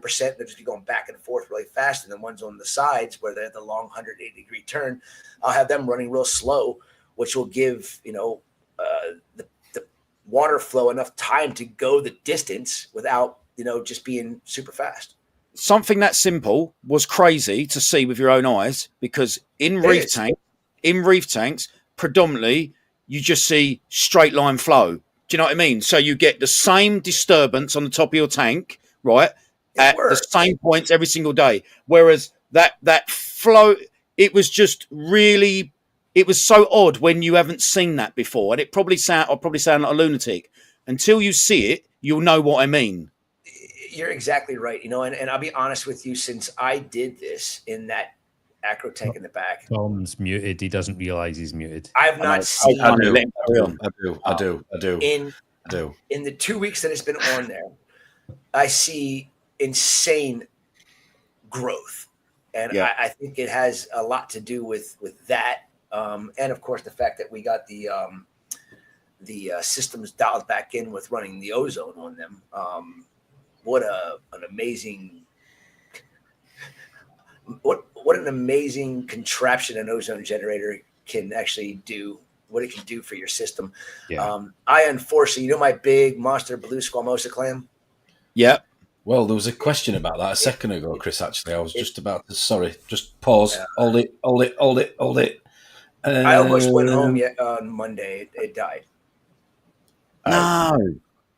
Yeah, I almost left. I was so pissed. I ended up taking a walk because I thought that we saved it. I thought it was coming back. And then I came in on Monday and it was sunk so far down inside of its skeleton that I knew that it wasn't going to be alive the next day. Is it still right out the back? You hadn't moved it. It was still right out the back of the farm. Only clams I have. Yeah, the 2 in the back. Yeah. The 2 next to each other. Yeah. I just put it out into the. Did your wife know about this? She knew it wasn't happy and it wasn't doing well, but it was like 2 days. I didn't even want to talk about it anymore. And I tend to be bad about things that really bother me, not talking about them. It's we know. And that thing died. I didn't talk about it this is the first time I talked about it. I think when Lee got here today, he pointed it out. He's like, "That's not your big clam, is it?" This is Lee is a veterinarian that worked with us for 8 weeks on Elegance coral syndrome, and it was the first time we'd seen him in a while, and he saw it when he pulled up, and So what have you done since? What have you done since ICP'd it? ICP. I mean, we do ICP all the time. I mean, ICP wasn't the problem. It wasn't anything to do with the water quality. When it came down to water parameters, it had something to do with water quality and whatever was an issue. I don't know what caused these issues. I still don't know what it is. I probably never will know what it is, but I know that ozone made a big difference. And why the clam got affected is beyond me. I don't know. And you know, it's heartbreaking. You know, I grew that clam. We grew that clam from a 2-inch baby that was born in captivity in Darwin, Australia. And it was a piece of brown poo when it came in. And I was like, I got to keep this to see what happens to it. I'm just going to grow it and grow it and grow it and see what happens. And it took it until like 2 years ago to start turning blue. And then it turned into this beautiful sapphire blue squamosa clam. It was 15 inches. I measured the shell. And yeah. Well, I feel grateful we fucking got a chance to see it. Yeah, it was definitely. fucking amazing. Don't whatever you do, don't ever call me an expert, because I wouldn't have. Well, once again, that wouldn't happen. Once again, I think it's also a testament to how real you are, mate. Because how many people would not say that things like that have happened to them for ego reasons? Do you know what I mean? Can I just throw this question up that Dave's asked a couple of times, and I do think there's probably a few people that also want to hear your thoughts on this, Chris, if you don't mind. What's your thoughts on random deaths then, related, should I say, to pollen seasons? Oh man, we dealt with that, you know, ever since we've been in the farm. I mean, and we took, you know, we learned how to deal with the pollen. And if I wasn't so stubborn, I'd have fucking put ozone on my systems, you know, 12 years ago. But I said, you know, we'll just do carbon, change the carbon out every week during pollen season. And that's what I do. And that's what we've always done. Sorry to butt in. Do you mind, can you explain to people, including me actually, the damage, what pollen does to the tank? Why is it an issue? We don't know exactly what it does. We just know that it causes dinoflagellate outbreaks. It causes cyanobacteria outbreaks. But what is the pollen? What is the composition of the pollen? Is it, you know, is it getting into the system? I mean, when you come into your farm, and you guys have seen it, it's open air. You know, the gable vents are open, even though the place is closed up. The pollen's still getting in there. When you come in and you see this haze and film on the surface, and you know it's pollen laying on your water, and there's nothing you can do about it. You know, except for put carbon in the system to help combat what it's going to do to your water quality. And honestly, we did every year for the last 3 years, we were just running heavy carbon during the pollen season, and we would have minimal issues. It can be very problematic to anybody that doesn't know that that's what's causing issues. If you know when pollen season is going to be at its peak in your area, and then you correlate that to having issues with your system on an annual basis at that time, you know it's the pollen that's in it's getting into your home, wherever. It's getting into your protein skimmer, getting right into your water column, laying on the surface of your tank. And what does it do? Exactly, I don't know. Does it cause DOC buildup? DOC buildup. Yeah, DOC. Yeah. You can see what it does to fucking humans, mate. You look how people suffer with hay fever. Me. I take Zyrtec every day, morning and night. If I don't, I'm a fucking wreck. I can't. My nose is like, I just want to freaking rip my face off because I can't breathe and it itches and I'm sneezing. I used to feel like that most days, but it wasn't pollen related. Just I know what your problem was. You went skiing in another variety, right? Yeah, boy. I went skiing in Peru. Yeah. Right. Anyway, thank you. Is there anything that people can do to combat it? You mentioned carbon then. Any other sort of precautions that people can take given the time of year now? Go on, Ron, sorry. I'm running an air filter in the office now, and the office then backs onto the frag farm system. And since running this, it's quite a big air filter. The outside of it is bright yellow from pollen, and I've not lost one coral. Hey! It's Devin. All right, Dev. How are you, mate? How are you? I'm good. How are you guys? Is Chris say happy birthday to Tom? Yeah. Do you want to say happy birthday to Tom? Minch. Happy Riley, birthday, happy Tom. birthday to Tom. Happy birthday, Tom. You I've men. I've had more birthdays in America than I don't know what. Yeah, Isabel made sure she told Devin the story. Yeah. You have a Brilliant. good long weekend. I'll see you on You Tuesday. too. Just make sure you look at the pictures. I'll look at the photos and I'll export them. Yeah. I love how she tells Chris what to do. Oh, yeah, She certainly wears the trousers in that She farm. does, doesn't It's She amazing. is the best at keeping me on my fucking toes. I am such a Definitely. scatterbrain. We witnessed I it forget on to do many shit occasions. all the time. And she hit the nail. She's like, don't forget to do look at the pictures, because she edited all the photos. And if she didn't say that to me, and I still might fucking forget. Mate, I love the way when one of your clients came round when we was there buying corals, and you're there chatting away, blah, and she's just like there with a clipboard, stern face, just there, like as the accountant. You know what I mean? Like, and I thought, go on, Dev. Yep. No, she. Sorry, Ronald. What was more concerning was that you were scheming for her husband, partner, Oh yes. Oh, who was a Ron. police officer, because you thought it would be funny Oh, get Ron would him love it. to come to the farm with our full names to arrest us and put us in the back of the police car, When saying we were that leaving. we were illegal, we shouldn't be there. You know, if a couple of months ago, Zach, her husband, was This is on, the real Chris Meckley people coming out now, by the way. This is the real Chris. Zach her husband was working as a floater, where he would be able to go wherever he wanted to in the county as the officer to work. And when he was a floater, he'd come out here during his lunch break and he'd have lunch with Devin. And I asked her when these guys were here, I'm like, hey, is Zach still a floater right now? And she's like, no. I'm like, shit.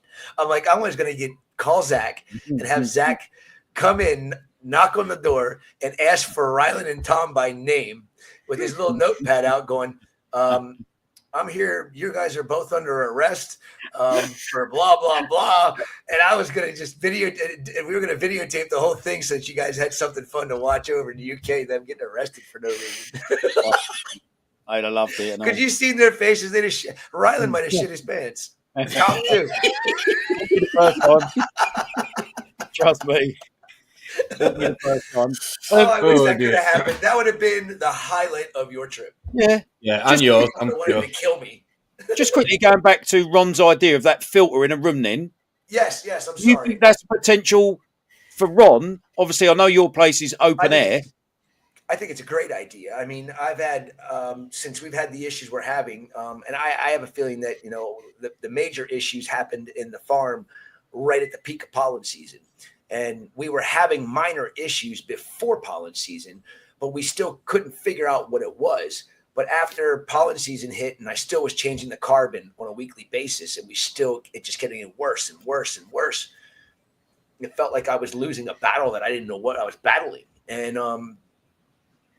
with the combination of all the dust being dry, the CO2 from the highway, the pollen, and then when we put ozone on and we started seeing everything start turning around, and, it's nice to see ORPs at like 350 now versus 220 max. So out of 240. Out of an absolute catastrophe, you've actually maybe, I know it sounds silly to say you've learned, but or your stubbornness or your desperation to try something has actually got you back onto ozone, which you've found has worked a treat. 100%. I mean, I never would have put ozone on the system. Chris Wood Always learning. said, why? What's that? Always learning. Always learning. Never an expert. Always learning. I mean, yeah. I was scared of ozone because of what ozone does with the interactions with bromine. And a lot of people don't know, but if you put too much ozone into your system for too long and you're not running heavy carbon on either your protein skimmer or your ozone reactor with the effluent coming out of that reactor or your skimmer, and you're not running heavy carbon through it, you're going to end up building up bromide chloride in your water, because that's what ozone does. It creates a compound with the bromine.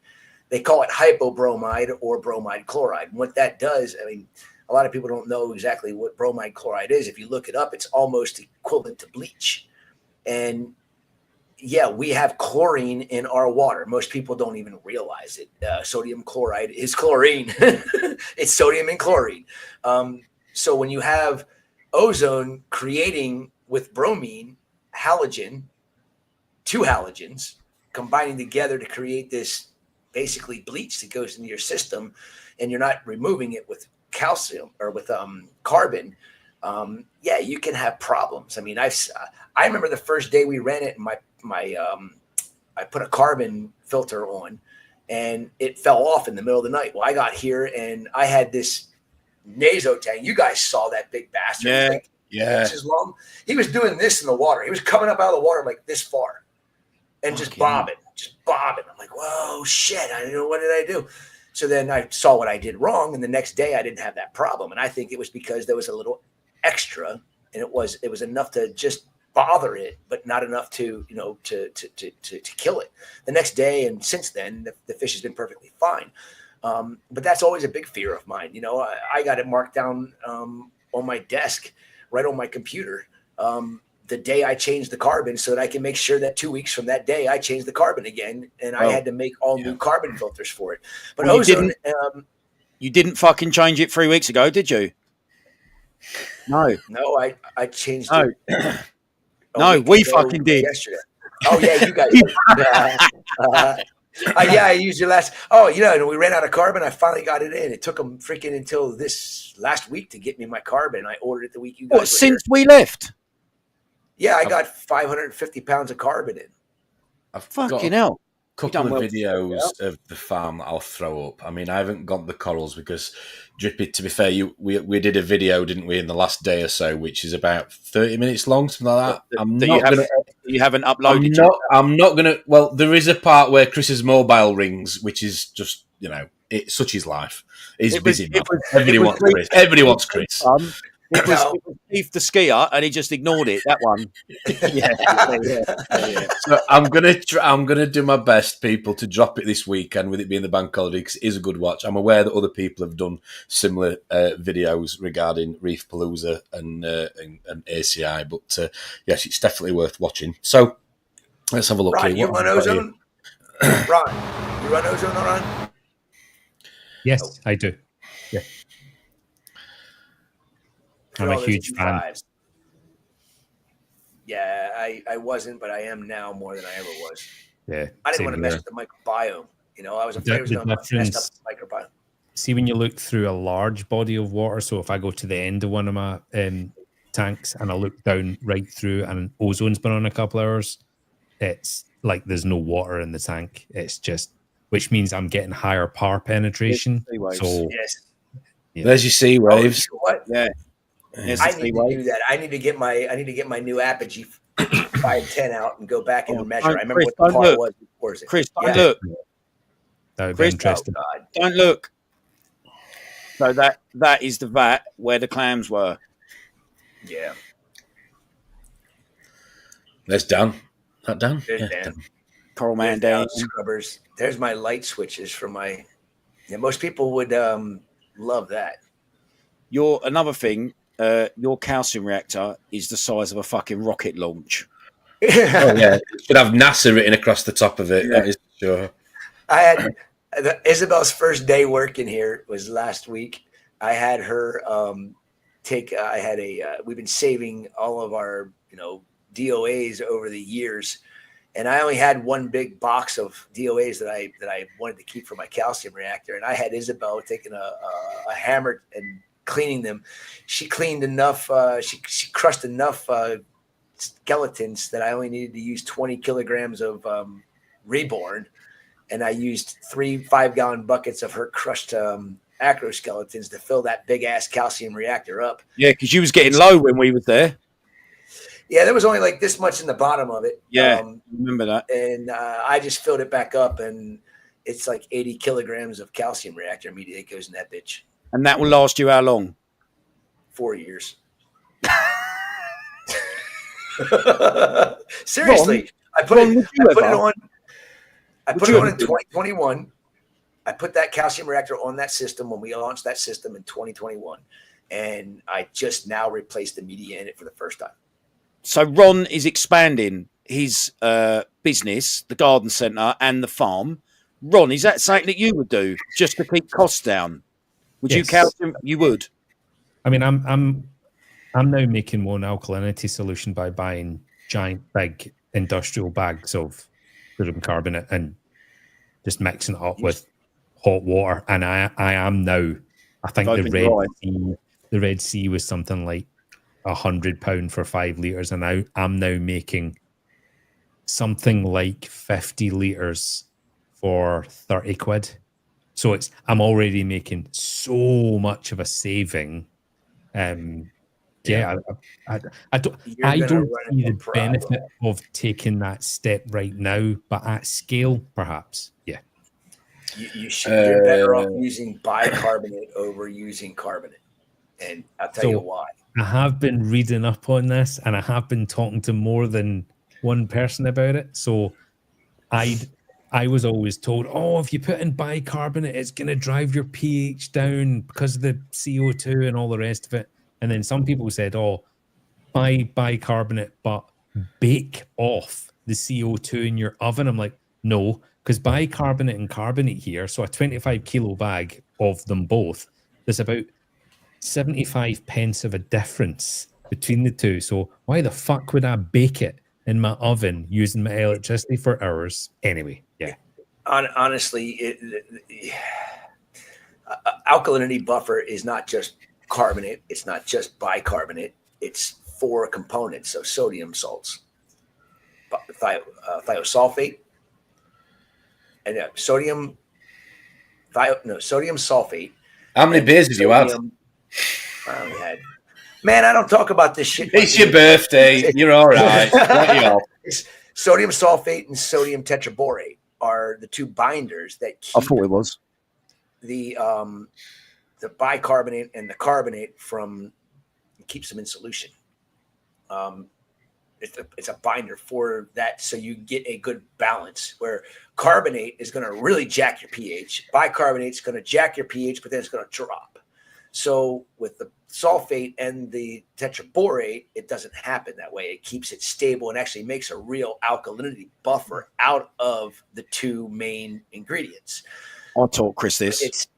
If you use one, I would use bicarbonate because it's not going to be detrimental to your pH like people think it's going to be, because you're going to keep a more it's not going to be as superficial of an alkalinity buffer as what just straight carbonate is.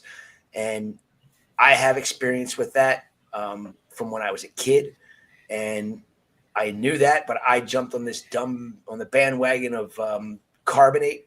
And then I met Chris Wood, 19 years ago. And he's like, no. You need to have the 4 components in order for it to stay stable. So if you want carbonate to be dosed in your system, you're going to chase your alkalinity on a daily basis, like really chase it. I get it. It's not that expensive to utilize, but you're going to get negative effects of it because y'all know what concrete is, right? Well, we all have the proper ingredients in our reef to create concrete. We have a lot of magnesium, we have a lot of calcium, and then we add carbonate, which is the final ingredient they add to a concrete mix in order for it to get hard. So what are you going to get? You're going to get bound up rock, bound up sand. It's just going to be a complete mess. So that's what you need to rub on it, Ron. Carbonate. Bingo. Bicarbonate, you won't get that effect. Does it come in the form of a blue pill? It's going wrong. I'll make frogs then. I'll get some tomorrow. Boing. Yes. Hello. Chris, I've got a couple of questions from the viewers. Sorry, you guys. Liam's asking, what's your ideal ORP then when it comes to your ozone? 350. Okay. I haven't reached the 350 mark yet because we've been using it and the system's had such a low ORP from the beginning. I'm still waiting for my DOC test to get back because I'm positive that the DOC was extremely high. Once I get to the point where my ORP is around 320 to 350, I plan on plugging the ORP controller into the ozone generator into the ORP controller, and that way it doesn't go below 325, I think is what it is, and it would be no It wouldn't go above the 350 mark. So once they hit 350, it shuts it off, gets to 325, it kicks it back on, and I keep that ORP in that 25-point range, which I think is ideal. Could it go higher? Yes. Do I want it to go higher? I don't want to play with that shit. If it goes naturally, let's leave it at that. And at least so how long do you run it for then? So we run 3.5 gram per liter per hour ozone generators. Now, granted, that's not what we're getting. We're probably getting half or less than that out of the generators because we're not injecting pure oxygen into them. Because we're using the air that is here, we're getting a lot less than probably getting like a gram per liter per hour. That's a good amount of ozone. I'd have done that in 10 minutes. What's that? I'd have done that in 10 minutes.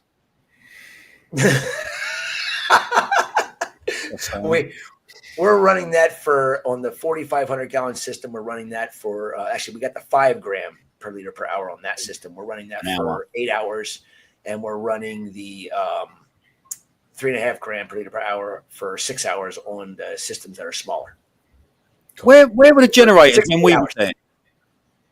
Where would you was running Ozone? Yeah, we were running the Ozone when you were here. We had just started. They were up on the knee wall and the back wall, and then the very, very back wall for the back farm system. And actually, Daniel and I just put the other one up last Thursday for the soft coral system, and we teed it off, and now that gets split between the softy system and grow out too. And yeah, I agree with you, Ron. The water clarity when you're running ozone is like nothing you'd ever seen before. I mean, I couldn't believe how I knew my water had a little bit of a tinge to it. It never bothered me. But when you're taking water out and putting it into a 5-gallon bucket that's white and you can't even tell there's any water in the bucket, you're just like, damn, because before you could see it with no problems. It wasn't yellow, but it wasn't crystal. And man, what a world of difference. I'm actually debating whether or not to run ozone on my water tower because we got I put it on my water tower because of ciliates. Ciliates find the way. I thought you was going to say your office tank then, but obviously you haven't got that fucking up and running yet, have you?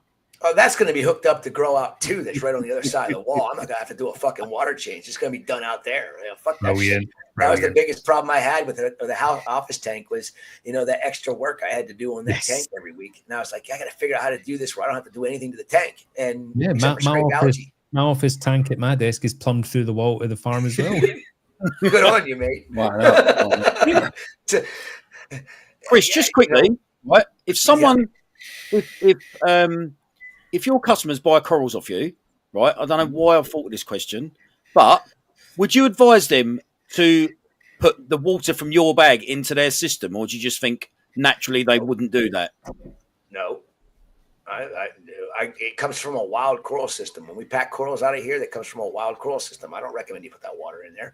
I'm not saying that there's going to be anything in it that's going to be problematic, but I don't want somebody to say, "Oh, I put your water in my tank and now my tank's dead." It's just stupidity, in my opinion. And also, I mentioned a bit like drinking the beers that I left. There ain't nothing wrong with them. They aren't scum. At least they were cold. You've not been to the toilet yet, Chris. I bet Dr. Pepper's and the waters went, and the beer's still there. Just quickly on that subject. So, Ron, when Chris took us to this bar, this Daisy Dukes bar, right, for the first time, they have the most hilarious beer, Reef Donkey. Mate, remember that? That's a Tampa beer, brewed in Ybor. Fucking hell, mate! I've got the barmaid who had a lovely derriere, shall we say? She got a photo of it. Reef Donkey. I couldn't believe it. Mate. You meant that. Anyway, okay. No, moving on. Next question. Sorry. I wanted to say something to Ron real quick. So, Ron, you have your customers. Do they acclimate their corals when you sell them to them? Do you tell them to acclimate them, or do you tell them to just take them out of the water that they're in and dip them in the water from their tank? I actually don't give advice. Good. Like I don't give a pamphlet or an email or a message or something to say to people, I don't know what their system is. I don't know how old it is. I don't know what their parameters are. Do not acclimate corals. Everybody in the UK, if you're anybody listening to this, if they tell you to drip acclimate your corals, it's a myth. It's a joke. It's a waste of time. It's not going to benefit your corals. It's only going to hurt your corals. Take them from the water that they came in their bag. Take water from your aquarium and stick them into your container you're going to dip it in. Put your dip of choice in there. I say Lugol solution, straight up iodine. Take the coral out of the bag, put it in your water, dip it, put it in your tank, put it in quarantine, do whatever you do with that. After that, do not drip acclimate corals. Fish, different story. Corals, they self-acclimate to the water because they have to inflate. It's pointless to do an acclimation. It's a waste of time. I totally agree. Next question for you, Chris, if you don't mind. Emma's asking, is the open air input into the farm the reason you dose the calc to the pH and not have to worry about alk levels? No, not at all. I mean, open air is better for a reefing system than a box like your house. Your house, depending on how many people you have, your pets, this and that, depending on your CO2 level that builds up in your home, is the reason why I think that everybody should be using kalkwasser to keep your pH from being so suppressed. But you would think that in open air, we wouldn't have pH issues. But when you have an addiction like I do, and you put corals on the walls of your tanks and in the sumps of your systems, and you have a coral density that's unlike probably any fish store or hobbyist tank is, that's the reason why we dose kalkwasser. It's a hell of a lot cheaper. It's more cost effective, and the health of the animals is, there's nothing like seeing a system that has a pH that's consistently at 8.29, 8.3, 24/7, and alkalinity, as long as it stays at like 8.3, 8.6, I'm happy with that. I've got one system right now that is just started taking off and growth again, and the calcium reactor, I need to get a new pump for it because it's not pushing enough water through the reactor. I'm at like 500 mils a minute, and the alkalinity won't stay stabilized. Even with dosing as much kalkwasser is being dosed. Actually, this time of year it's tough for kalkwasser to keep up with alkalinity because of the humidity in the air, and pH doesn't drop as quickly in the humid air, so I'm dosing less kalkwasser. So I end up dosing more of the other hydroxides that I don't really talk about to keep that more stabilized, which I don't get as much alkalinity value out of it because it's just minute amounts. I'm going to be, you might want to put your phone on airplane mode next week because I might be calling you to discuss kalkwasser a little further after our chat when he's out there. I got enough chats out there. The first episode with Keith that I did, and then every episode for the next 2 years was about fucking kalkwasser. And I told him I don't want to talk about kalkwasser anymore. More importantly, do you want to explain to everybody why you didn't tell me there was a 12-foot alligator where I went fishing? So many people have asked me about this. You know that. It was brilliant. It was brilliant. It's on the other side. It's only been seen on the other side. So I'll let you tell the story because it's your pond in your backyard at ACI. Brilliant. Okay, this is something that people that don't live in Florida need to understand. If there's a body of water, there's an alligator. Whether it's a baby alligator or whether it's a papa, and 99.9% of the time, that alligator is going to run from you. He ain't going to come close to you.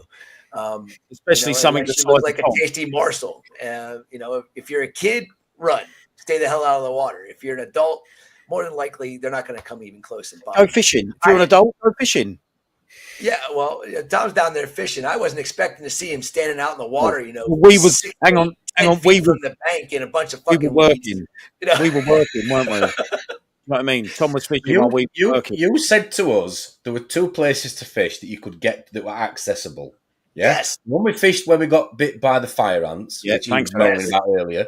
Thanks One on the other side, and he said it's really good if you can get to that corner, but you might struggle because it's really overgrown. Any So idiot. I like a challenge, obviously, because I'm English. We do these things. Just like to, test the boundaries. So I went to this, whatever you want to call it, this little sort of grassed out area that was great, and that was where I got most of the bites.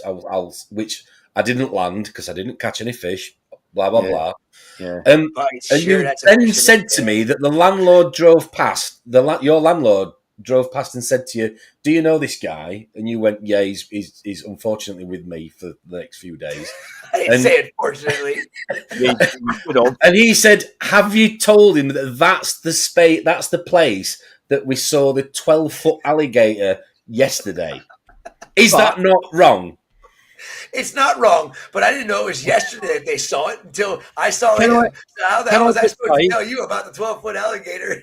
Can I just say, any moron with half a brain cell in their head, right, would see the patch across the pond that Tom's on about, right, was like literally a dry mudslide up a bank. Now, anyone with half a brain cell knows an alligator is going to have been roaming around there, right? It was not Tom. He's straight over there.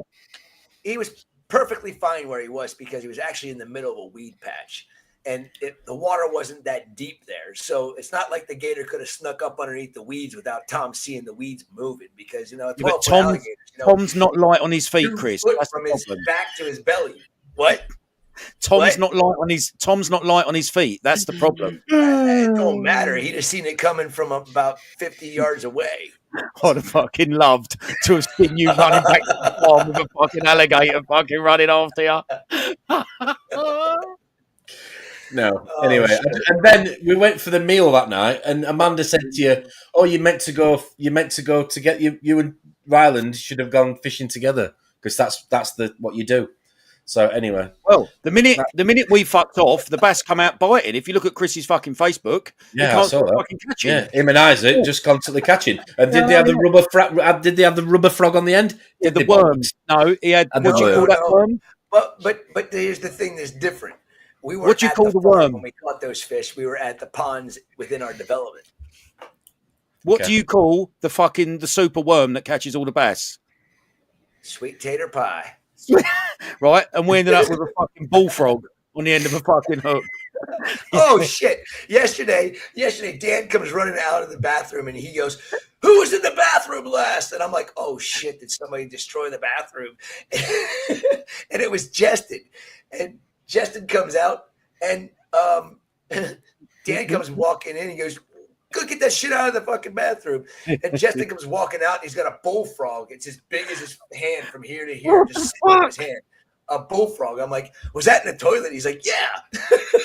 Imagine not knowing that bullfrog was in the toilet and you go and sit down. Oh, dear. That is something. Brilliant. That's something fucking Taras would do. Yeah, Taras. Yeah, he'd have been like, "Ah." Yeah, he'd fucking. Wow. Listen, Ron, we got to get that geezer on, mate. He'll crash. The you guys got to get Taras on. He's a fun guy. Oh, you guys have a lot of fun with him for sure. He's like Steve Irwin on crack. Honestly, like who? Steve Irwin. Remember Steve Irwin, the Australian fucking jungle bunny? I thought you said Steve-O. That just did not resonate well with me. Oh no! I sound like that guy. I had somebody say I sound like Steve-O, and I'm like, that's not a fucking compliment at all. I mean, no comment on that one. Right? Couldn't possibly comment. Right, we're getting up to the 2-hour mark now. We are. Chris, what have you got planned for the weekend? Anything with the family? Anything to celebrate the 18 years? I know you talked about the hammer corals earlier. Anything you're going out for a bit of a party meal tomorrow or Sunday? We wing it all the time. That's the lifestyle that this has gotten us. Most of the time we wing what we're doing. We just, spur of the moment, decide to do stuff. So we haven't made any decisions as to what we're going to do this weekend. But I'm going to enjoy Saturday, Sunday, and Monday.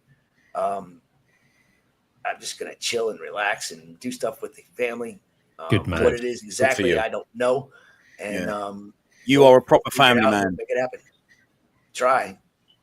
You are a proper family man, mate. Absolutely. Yeah, and thanks again for inviting us into your home and taking us out for that meal and giving us an amazing, Thanks such for a memorable thinking of us experience to at the come farm. on your holiday. I mean, Oh, just that's an quickly. honor to me that you guys would want to come and see us on a holiday. That you guys can go do whatever the hell you wanted. You want to come and see us. I think it's awesome. Yeah. Next year at Reefer Palooza, you might have quite a British invasion on your hands at ACI. That's what you guys Yeah, keep if saying. you want to build an extension, we'll do it in the day. Don't worry about it. And I also, could DIY SOS. what's going on? Getting on you ready for this, Tom? We'll get him here. Right, watch him. Go on. He's quiet here. How are you getting on with the ACI merch? Oh yeah. Oh, I mentioned it to Isabel, and Isabel is all about it. And she's all about doing merch for you guys too. She actually wants to talk with you guys. She actually said, "Get me their WhatsApp number, and I'll get in touch with them." And I was like, Yeah, let's talk about it a little bit more. And I'll get her. Oh, in touch. Isabel's going to design it. she's gonna What? do. She's gonna. So I spoke. So Isabel- you don't know this because I spoke to Chris direct. So I obviously Isabel's an amazing artist. Me and Dripp saw some of the work she did, and obviously there's significant synergy there with her dad and the farm and the history. You know who taught her all the artwork, right? No, Amanda. I didn't know that. She's quite the artist. Well, you did say it, but Tom was pissed out of his head when by the time we got. Tom was playing basketball with Isaac to keep him There you go. occupied, which is a picture you do not want to envisage. Yeah. Anyway, and that's quite. I came up with the idea the other day. I spoke to Chris and Amanda about it on WhatsApp on a video call, and I said, would Isabel be game for having a conversation about doing a line of ACI merch collaborating the Reefers Network? And we said, yes, there's something there potentially. So we're going to explore it. So that should be brilliant. Really good to get her involved. They are the new improved logo. That's it. That's all you need to do. Yes. That sounds about right. Amanda, the Dick, Chris, and Isabel. I just wish you were called AIC because then I could have put the I at the tip. But anyway. Oh dear. Okay. Just one thing I want to shout out before we wrap up. So last Saturday there was a UK event. Obviously, for a lot of people in the UK audience that are watching today or tonight still, or will watch on catch up, it was Love to Reef. Ron, have you got that there for me? You throw it up. So yeah, it was an amazing event. Big shout out to Paul Longhurst who put the event on. Paul, who's obviously in the team at AAC, Flange. Awesome. Dylan the Donut, Connor, everybody else that's part of the AAC team, we love you. Thank you very much for doing it. And I'm sure those of you that are watching that attended loved it too. Big shout out. Appreciate all the effort and time and effort that goes into it. Brilliant contribution there to the Mind Charity. So thank you very much. Ron, and I've just sent Ron something quickly because I asked a few people to. Oh, sorry, I could have sent it to Tom. Sorry, I didn't know whether you could put this up.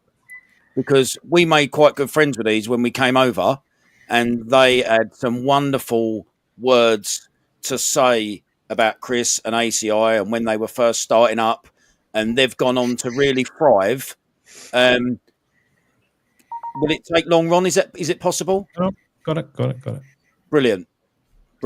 Just keep talking. Okay, so Chris, we met two people, husband and wife, who completely changed their. I imagine they had a reef tank at some point, completely changed their house into a coral farm. They're from quite near you. They are fucking lovely. Yes. A fucking really lovely couple. And they sent me something earlier. Ready to go? Yeah.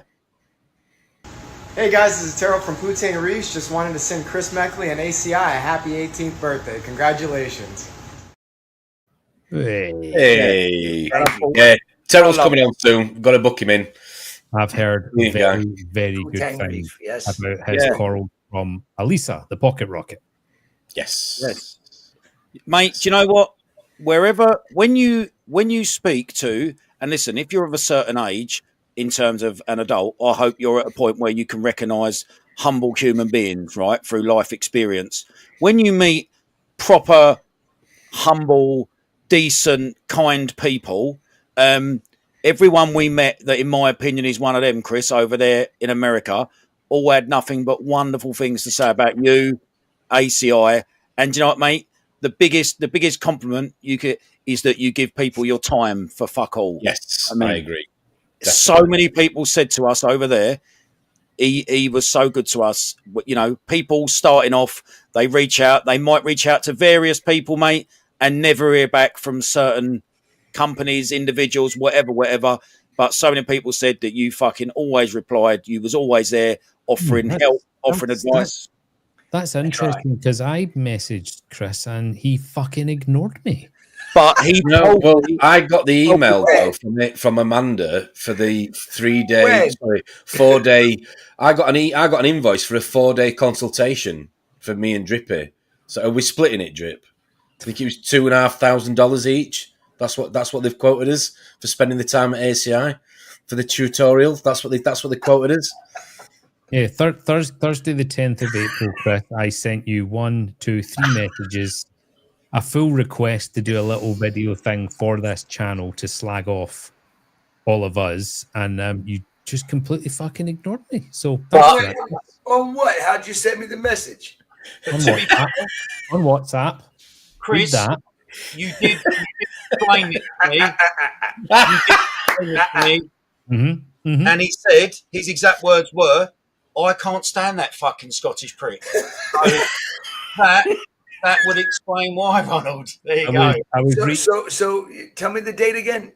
10th of April. I was reaching out to try and get. I was trying to get all of the people that had been on the channel to just do a little kind of short 5-10 seconds video for something, but it's anyway. Moment's gone.